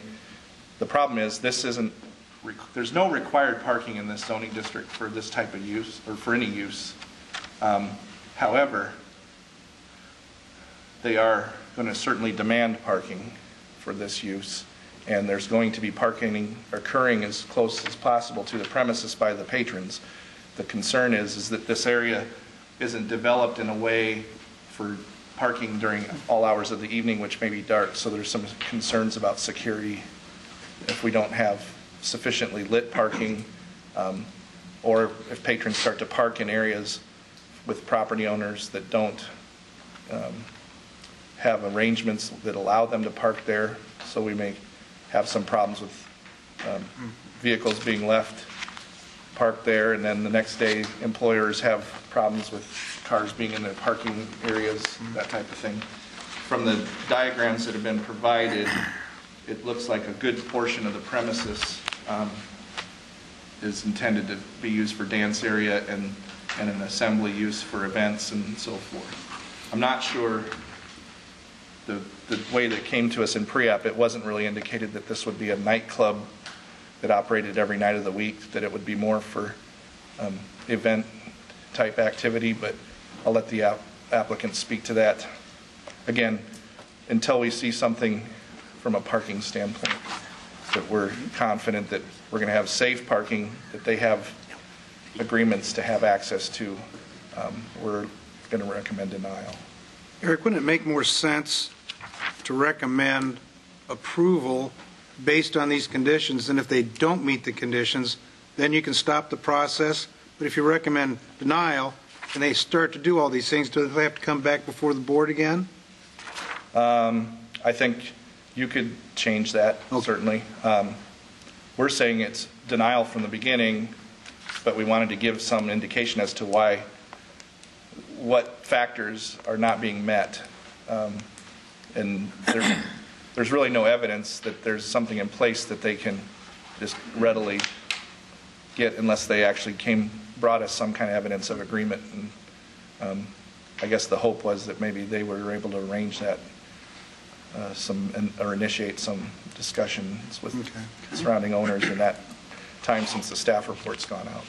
And also, I got to make, Brooke has a conflict with this, so he's not going to be voting on this. So. How much parking is adequate parking for 16,000 square feet? Well, normally it'd be 1 per 150 for an assembly use like this. So 100? Several, yeah, 100, over 100, yeah. Slot. In this particular case, because no parking is required in the area, what's an adequate amount? I think there's some assumption in these more dense areas that some of the parking is going to be available on the adjoining street system. So you wouldn't apply the same standard as you would in where it is required. Right. So it probably isn't, they have to dedicate 100 spaces someplace. You also have to understand this isn't the standards of the streets here, the lighting isn't the same as it would be in more intensive commercial areas in terms of the street lighting and so forth. So I think you want to have some safe, adequate parking that's going to be used by the patrons of this. I'll give you an example of a problem that we run into with some existing areas.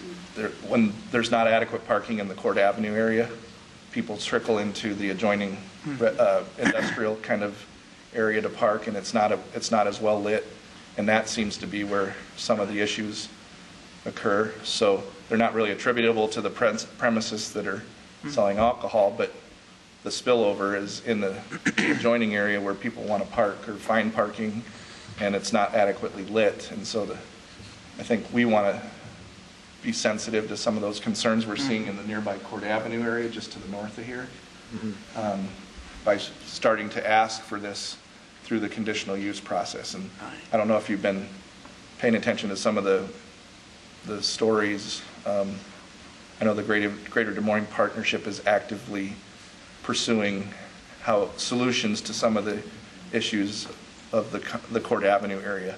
And so rather than generating more problems that are similar to that in looking at conditional uses, I think we have to look at whether parking is adequate. And so I think that's where the staff report is based on.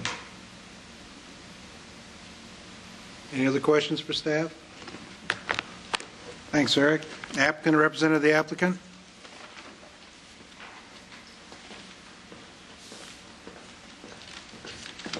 My name is Ivan Escalona. I live in 1806 28th Street, 503. Give your name again. Ivan Escalona. Can you spell that? Ivan Escalona, Escalona. Thank you. No problem. Well, our intention here with this is not a nightclub. That's not my intention here. My intention here is to bring here basically a social place for a Latino community. I used to own 2 nightclubs in Des Moines, one in Clive and another one in Army Post Road. We have some issue over there with parking lot, and we were forced to close the business. And in that period, when we operate those nightclubs, I had no problems, with fights and anything like that. We got pretty much securities guys over there, and they are insurance.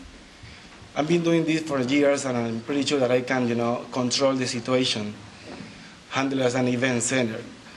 We basically are asking and looking for a boardroom license, and we can, rent this place for social events and receptions, weddings, parties, and private parties for big companies. That's what I'm trying to do in this situation.